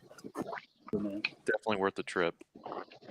Brace it too, because they could be, you know what I mean? They could be like, we have a job, but Well, it's awesome, man. Well, yeah, they go on calls. Something happens. They have to hop on the truck and pull out very quickly and go on their way. And but yeah, if they're not on call, they're there. And I'm sure there's gonna be a few times, maybe sometimes this summer, where maybe there's some crews who are filming the outside of the firehouse. It's gonna happen. We all know that's probably gonna happen at some point. Maybe a few exterior shots. But I think that after what they did with Afterlife, they built that farmhouse on a soundstage elsewhere. For all we know, they could build a 1-to-1 scale firehouse in the soundstage. I seriously think they're going to do that, Especially if they're filming in Maybe. London, they're Yeah. using the same studios that Star Wars was filmed in. They can build anything. If they can build a Millennium Falcon there, they can build a firehouse. I mean, just a way to kind of keep things under wraps and not expose or leak anything as far as footage. So I think they'll definitely be using a studio for the interior. Oh yeah, I'm just like considering the first Afterlife had the name of Rust City, and Rust City played a very small part. The fact that it's called Firehouse, but I get the feeling that the Firehouse is going to play a very pivotal role. Or I'm not. I mean, we can all have our conspiracy theories on what we think Firehouse is going to mean in context. That was I mean, my it's question. Yes, they take it back to New York, and then Jason and Gil were like, we're going back to the firehouse, and this ends, right? And then they're talking about they're filming in. Is London going to double as New York, or well, I think it's going to double as New York. Okay. Well, I mean, there's a lot of things. If you really want to know my thoughts, one thing I want to know is what's going on with the containment unit. After we saw it going kind of crazy at the end, what's going on with the containment unit? And I mean, honestly, if Winston was keeping an eye on things, don't you think things would have been looking a little bit more cleaner and kept up, possibly maintained? So I mean, maybe they don't even realize. Trash the place. Yeah, the Starbucks employees. But what if there's something that happens and harkens back to maybe. Now we don't know. There might be, and this is just crazy because I'm psychotic. What if the Ghostbusters weren't the first paranormal eliminators out there? What if there was a group way back in Victorian England? And but what if it wasn't England? What if it was really New York, and that's doubling for like old New York? You know, Okay. like early, like when it was before it was New York City. When the early days of New York were the horse and buggy. I mean, for all we know, parts of England could definitely double for that. Cobblestone roads and everything. I mean, for all we know, there could be something that links back to the Firehouse's actual original sites, and those. Go speaking, you're going to know this most likely. The Firehouse was actually twice the size of what it is. It It used to was be actually 2 bays. two bays instead of 1 bay. So Yeah. it used to be a lot bigger. It would be cool if they had something similar in England. So I mean, but that would be kind of cool. Like maybe like as Phoebe and the kids are at the Firehouse, and maybe Ray is talking to them and actually tells them about a further history back. It gives a Yeah. little insights. I mean, there's a lot they could do. I mean, honestly, this is slightly off subject because we were talking about the Proton Pack, but I mean, did any of you guys ever think after Ghostbusters 2 and even Answer the Call, did we ever think we'd get the movie that was Afterlife? No, I didn't. At least not as soon as it came after one in 2016. Yeah. To be honest, I thought the trailer, the teaser trailer, when it does like the zoom into the barn to reveal Ecto 1, I thought it was a fan trailer for a small bit. I mean, well, I mean, look at the Walmart commercials. They had like a couple years back when they had like the DeLorean, you had the Jurassic Park, you had everything just popping up there. You had Bumblebee. I mean, it could have been a commercial like that. I mean, we've been It definitely burned could have been so fan many made. times about a Ghostbusters 3 that you just Dan was saying it for years. We're shooting in the spring. We're shooting in the spring. It was like we're shooting next spring. Every year, and then like that's like me and the Buffalo Bills. Oh, well, there's next year. There's next year. Yep. Yeah, but and I didn't expect the film that we got, and I love it though, and I love how they handled the Egon character. Yep. And listen, it has a lot more questions that they didn't answer, and I actually like that because it makes me want to invest my time with the Spengler saga. And honestly, I'll be the first person to admit I still tear up. Yep. Okay. Yep. Like when you go to a movie and it's eliciting, like you're watering, you're getting goosebumps in your arms and you're just tearing up, and it's like because. And I've had some people say, "You actually cried?" I'm like, "Yes, I actually cried." I mean, it's these people, they're not just they are characters, but you know what? These are characters who've been around since we were kids. Egon, he was the brains of everything. He's the guy who basically designed the equipment. He was the straight nosed guy. He was he reminds you of someone who would have been your teacher. I mean, to know that he passed away, but then to also find out that he went to the extreme measures where he realized that if nobody really took him seriously, he had to take things into his own hands, even if that meant abandoning his family, if it meant abandoning his brothers, and that's what he did. But it was because he knew he had to do what he did, and if it wasn't for that, I mean, it's who knows where the world would be at that point in time. I mean, these guys, we've known them since we were kids. Mm-hmm. These guys, they're basically family in a sense. Whether you hit the nail on the head. Whether it's the movies, the cartoons, the comic books, the video games, and yes, I am counting the Nintendo video games as well. I mean, how many times did we go around pretending we were Ghostbusters?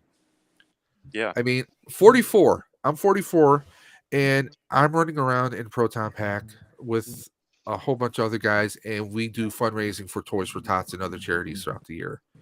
I mean, I've had some people say, like, you actually dress up? I'm like, yeah. But you know what? I mean, we get to go around and play, but the look on people's faces, the look on kids who weren't even around, Yeah. I mean, we're at the 40th anniversary of Ghostbusters next year. Kids who are only 6 years old, and they're watching the films and they're loving the films and they're playing around with the toys and the action figures, and then they see you, And like that's the thing that Eric might have heard me talk about this before. Mm. When I did my cosplay before I joined any franchise, when I did the Back to the Future cosplay, I was at Niagara Falls Comic Con, and this woman comes up. She's got a little boy with her, and she's like, "My son would like to take a picture with you." And I'm like, "Really? Okay, sure." And so I this is the first time anyone ever asked me to do anything like that. I'm like, okay, this seems kind of cool. He looks at me afterwards and says, "I want to be just like you." I started tearing up. I was like I didn't know what to say. My friends are like looking at me like, "Are you okay? Did something happen?" I'm like, the kid said he wanted to be just like me. I'm like, I made up my mind. I'm like, okay, I want to keep cosplaying. I mean, to get that kind of reaction. And a few months later, I came across a group of guys, and I later joined up with them, and it's been awesome since. I mean, during the pandemic, we had you couldn't do gatherings. There was a parades we would do. People would call up, say, "Hey, can you do a drive-by for my 90-year-old grandmother?" I'm like, "Yeah, we were doing that." It was just something we did, and it was fun. And I don't think. Uh-oh. Uh-oh.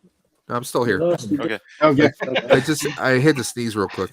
Yeah, I don't think anyone, or even the people who did the original movie, would have seen this. Like Ivan Reitman and Danny and Bill and Ernie and Yeah, Harold, I mean, I don't think they would have ever thought the I don't franchise think would get any to of this them thought point. I mean, let's face it, there really weren't franchises back then, and if there were, they were horror movies.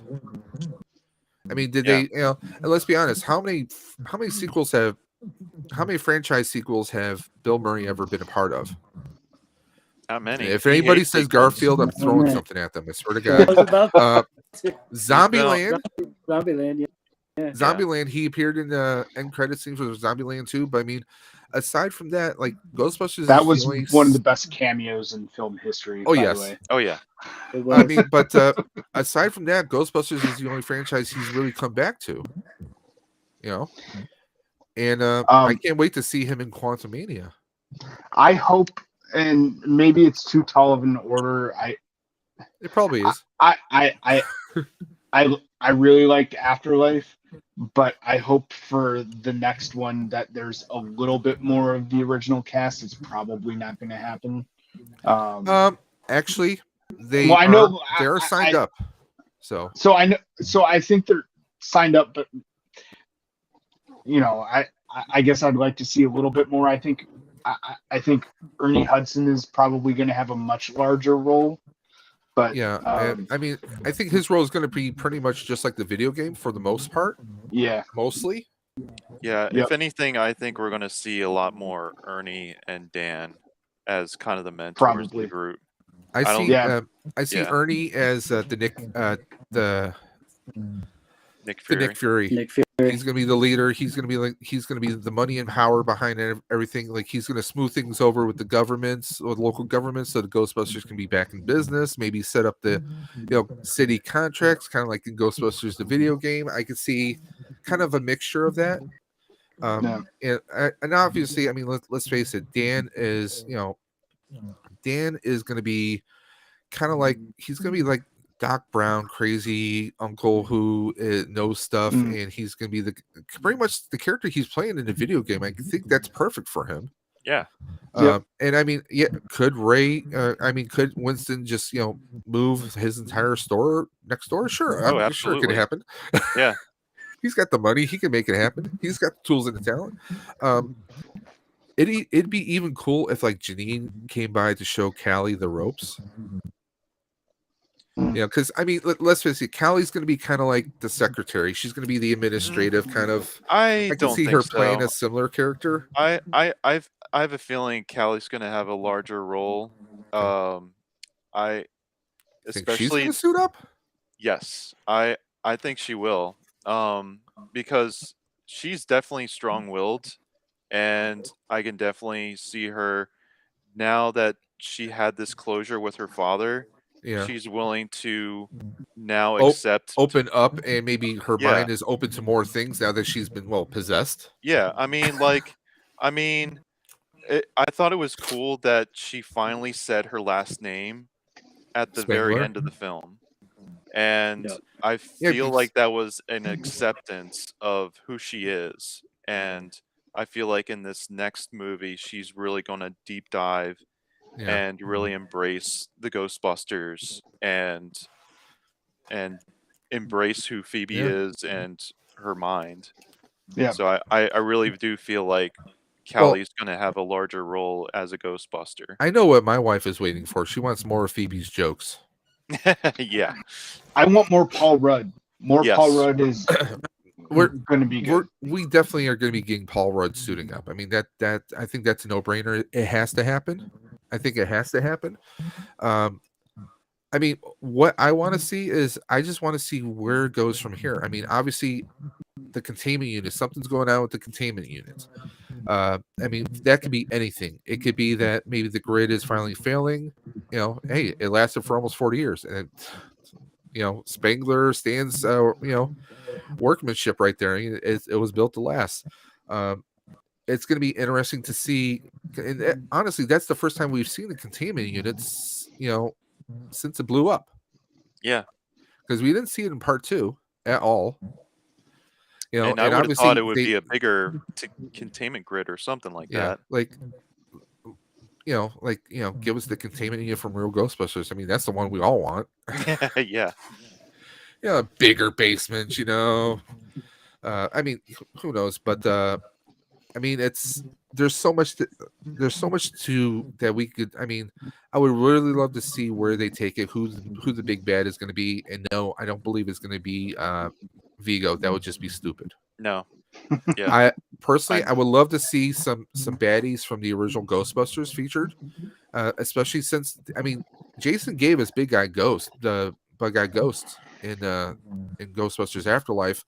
Maybe maybe not the big bad, but I would like to see what if the new Ghostbusters take on Sam Hain. We'll see. I mean, he was honestly I liked his him in Real Ghostbusters. I liked him. But is it in Boogeyman danger maybe a little bit? In doing that? Do you think it's going to be too cartoonish if they go that route? I mean, it depends on one execution if they did that. Now, I would like to see maybe him be a ghost that they catch like in the beginning of the movie. Not necessarily like I'm not saying he drives the movie itself, but like he could be like a more powerful ghost than what we've seen them catch in live action. Let's be honest. Yeah. Well, Give us a that is next month. de-aging flag bust him. You know what I mean? Something like that. But also, here's another thing. Here's one question we all have to ask. What are they going to do with all those ghost traps in Somerville? I mean, what was, or better yet, what was Egon's plan? Because obviously the traps can't hold an entity forever. No, they can't hold them indefinitely. Did Egon have a containment unit built there somewhere under the farm? Who knows? I mean, it's going to be interesting. I mean, like obviously Gozer and all the spirits are held there. I mean, there's a lot of stuff. I mean, there's a lot of unanswered questions. We just have to wait. The earliest is going to be December. I'm hoping GB Day, maybe we'll get a teaser. I hope so too. Or maybe that Friday, because I mean, how often do they really drop trailers on weekends? Not often. No. I think our best bet is either teaser, because you got to think of the production schedule. They'll start. I can't believe it. They're going to start next month, and then it's probably going to be like a 3 or 4 month shoot. So that would probably put them in around June. So there is a good possibility of them cooking up a teaser trailer for Ghostbusters it could even Day. be something where the containment, they could show us a more expanded scene of the containment units that we saw at the end. I mean, they could give us something like that, or we could hear a little voiceover of Phoebe, or podcast. We could have little voice snippets, and they can do that without having to have anything recorded. Yeah. Give us an expanded scene, and I mean, would we be mad at that? No, because give us anything. I mean, we'll like. I mean, we're like all I said starved for before, Ghostbusters. the teaser for Afterlife, it was just a track shot right into the barn, and that opens a tarp of the Ecto-1, and that's it. So they can do Ghostbusters Regeneration. they could easily just do something simple where it tracks into the firehouse and then working on the containment unit. Definitely. Mm. And Do you thank you think we for subscribing, Jocelyn. Welcome Do you- to the Dimension. This is also probably unlikely based on just what he's done with his career and focus on his family. Rick Moranis coming out of retirement to bring back Louis Tully. Well, I'll Your say lips this. to God's ear, my friend.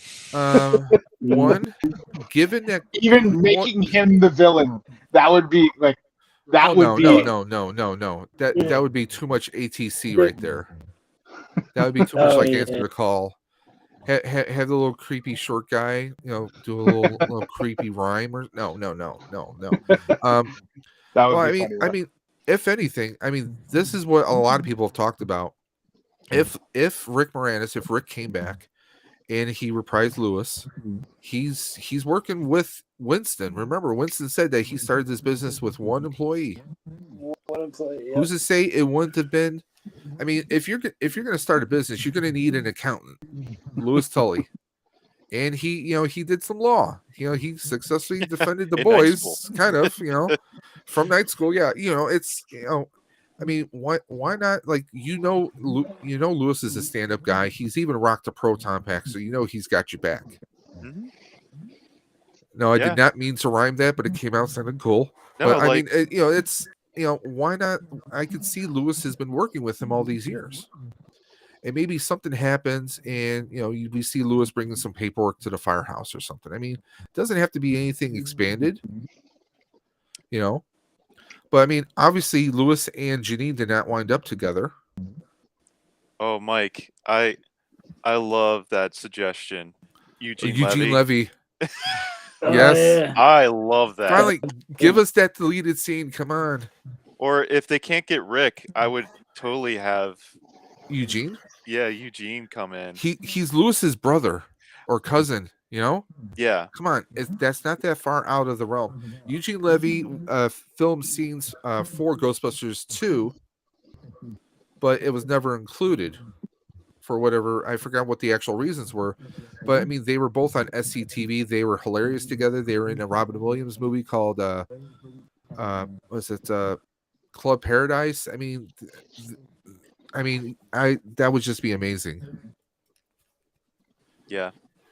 Because they share last names at least. I why not? love that. I love that. So I love stuff like that. See, yeah. I Tully love Tech Services Incorporated. There you go.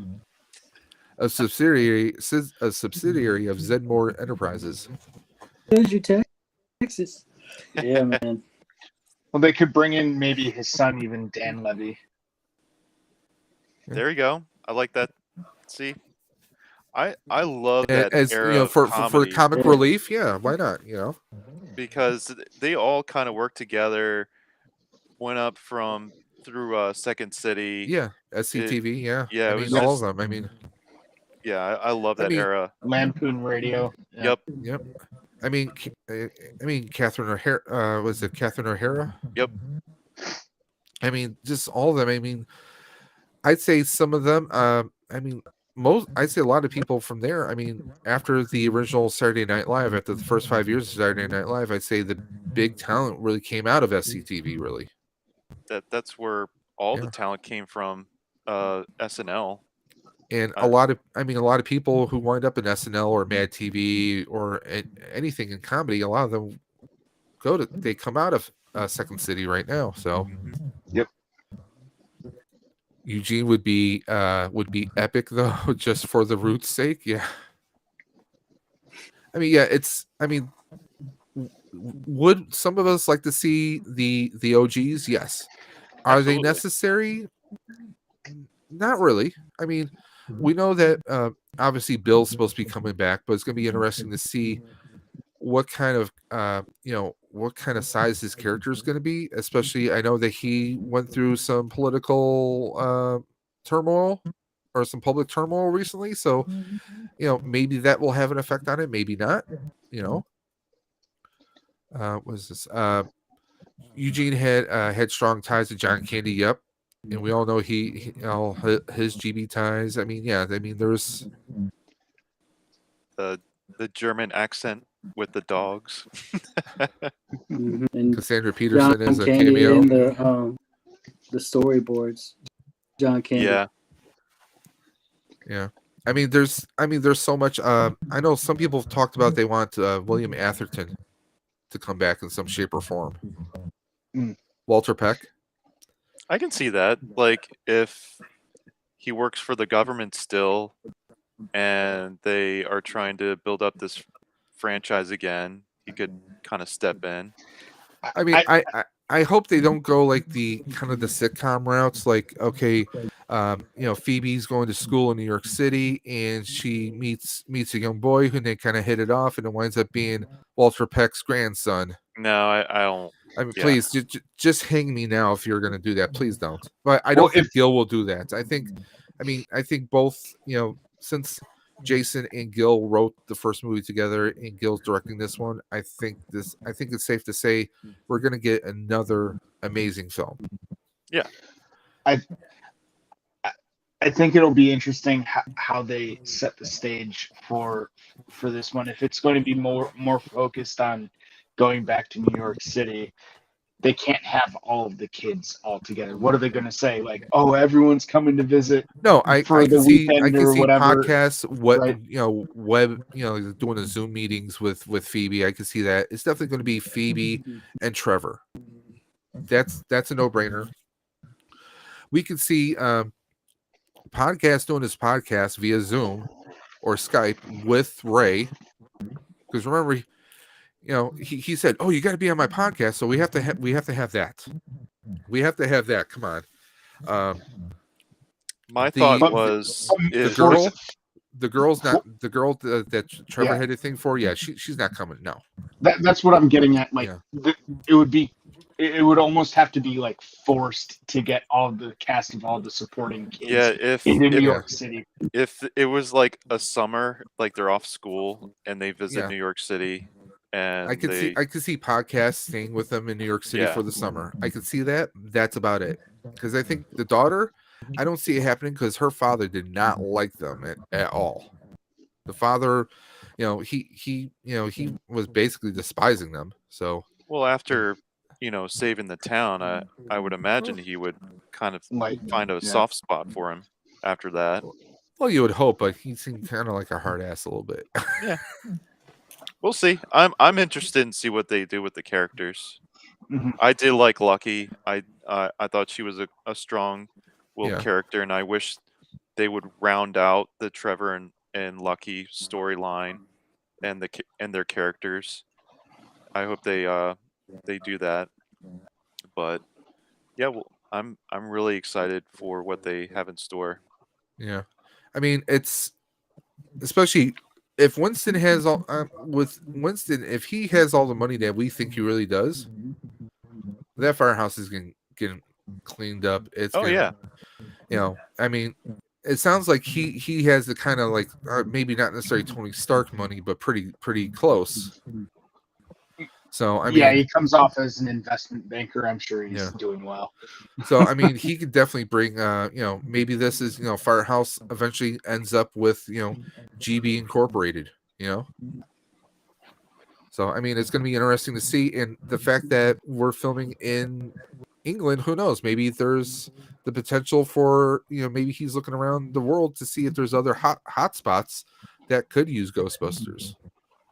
So that Ghostbusters is corporate headquarters is New York City, but maybe they're a group that goes around the world, taking on everything that goes bump in the night. I mean, that could open up different casts, rotating casts that we have throughout the world. There's a lot of stories that they can open up. I mean, with the comic book world, there's unlimited and untapped. I mean, there's like how many ancient stories are there out there? I mean, everything can be adapted. I mean, right now we're in a golden age of Ghostbusters, and I can't wait to see what's next. I mean, I have my wish list, but we all do. Would Nothing's we like leaked though on the premise, though, right?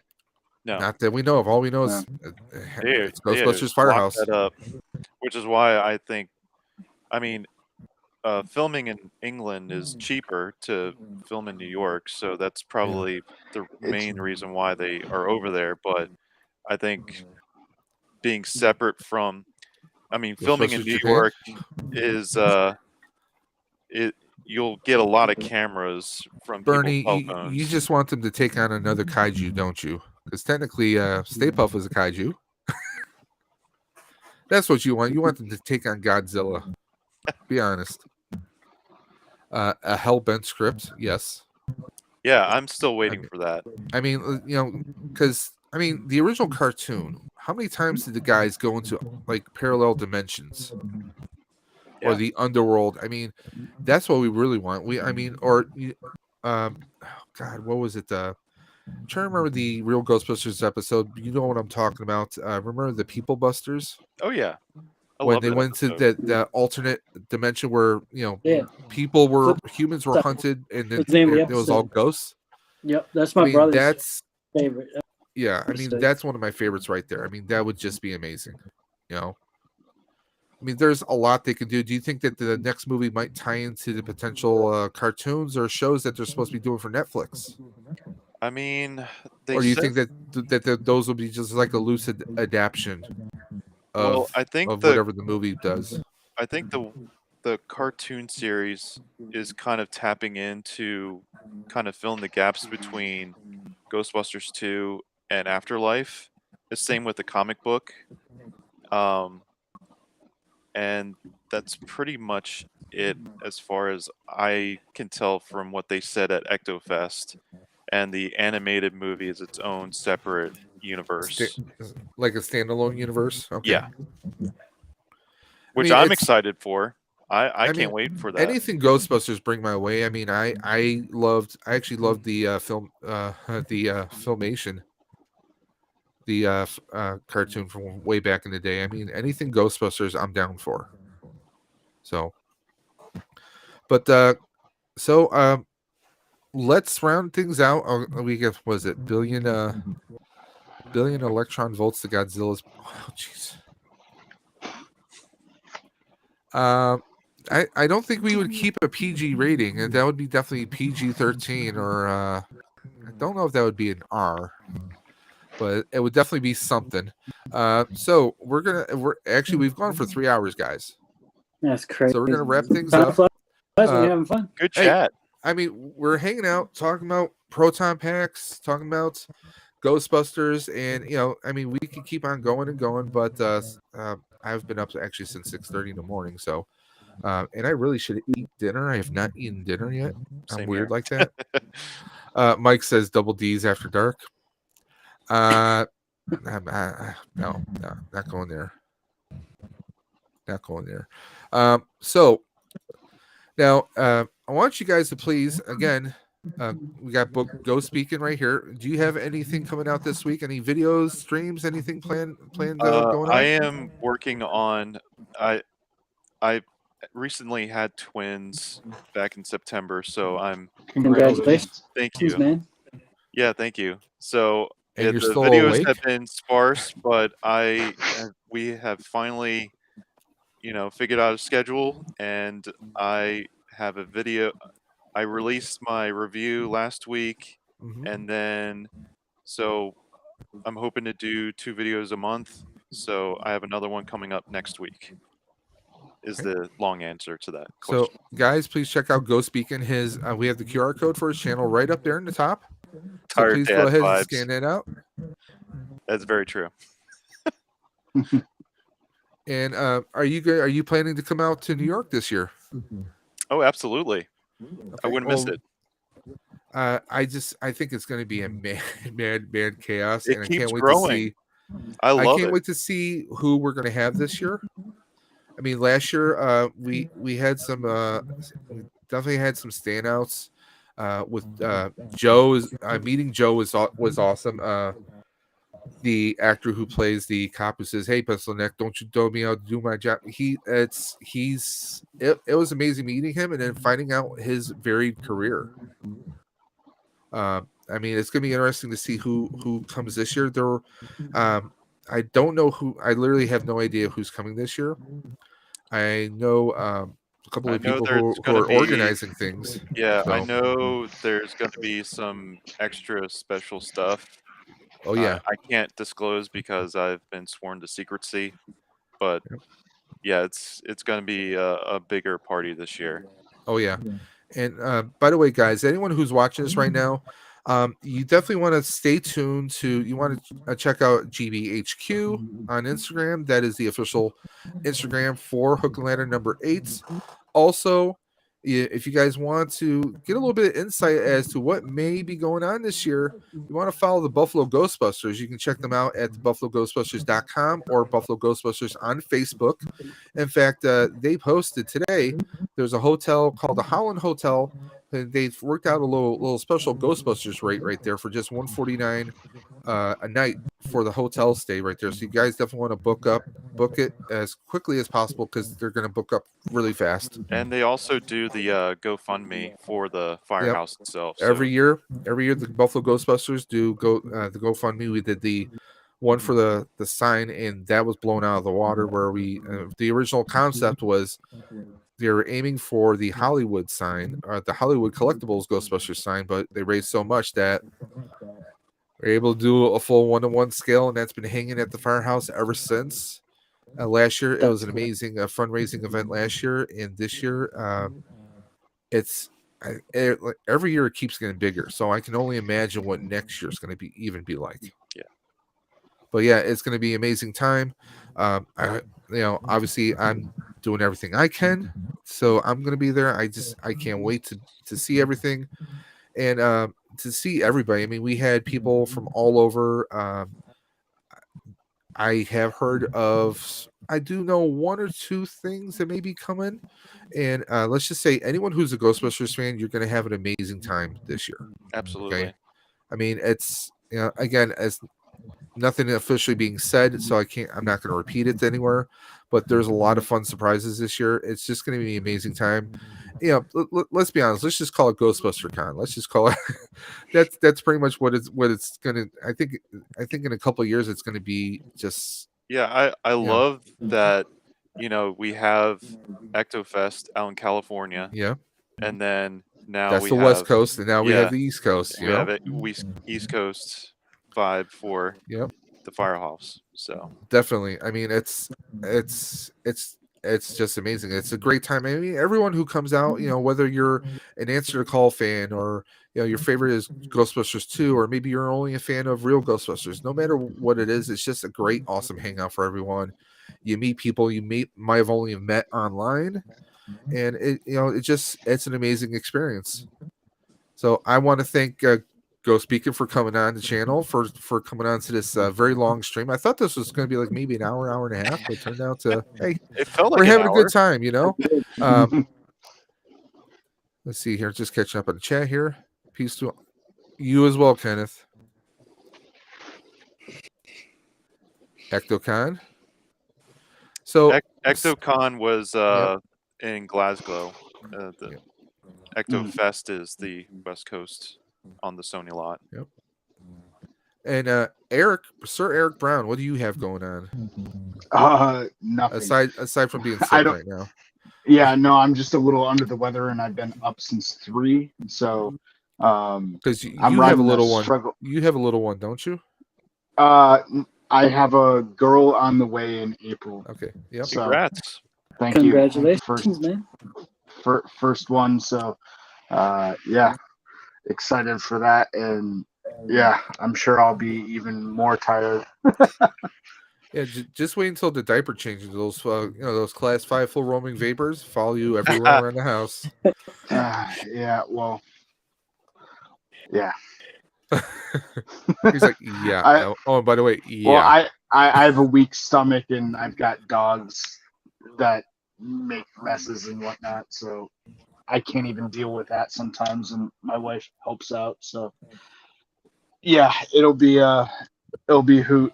So that's what I've got going on. But other than that, yeah, I don't know. Just Got to break out those N95s, man. I just trying to think if there's anything. I guess I might, depending on how things go with with John's Jeopardy game. Yeah, this from the Sunday. Super Awesome Geek Show. I might be in the second place playoff round or play-in round to advance for the Super Awesome Geek Show Jeopardy. Yes, somebody so. kind of won last week, so he's in the finals. So we'll see how that works out. Yeah. Yeah. So you did well on that. I thought I was gonna be I thought I was gonna lose through the first round, and I'm like, okay, maybe I know a few things. I just threw up a new QR code up there. Anyone who's watching this live or the replay, I have a QR code up there for the Ride for Roswell. In Buffalo, New York, we have a cancer research facility here called Roswell Park Comprehensive Cancer Institute. They've actually technically been around since the 1880s. They do an annual cancer or fundraiser bike ride called the Ride for Roswell. This is my third year participating in it. Last year I did a 30-mile ride. I'm actually doing the 44-mile ride this year. If anyone feels so inclined, scan that QR code. That's going to take you directly to the donation page for Roswell Park Comprehensive Cancer Institute. This year, I think we're going to aim. Last year we actually raised $1,300.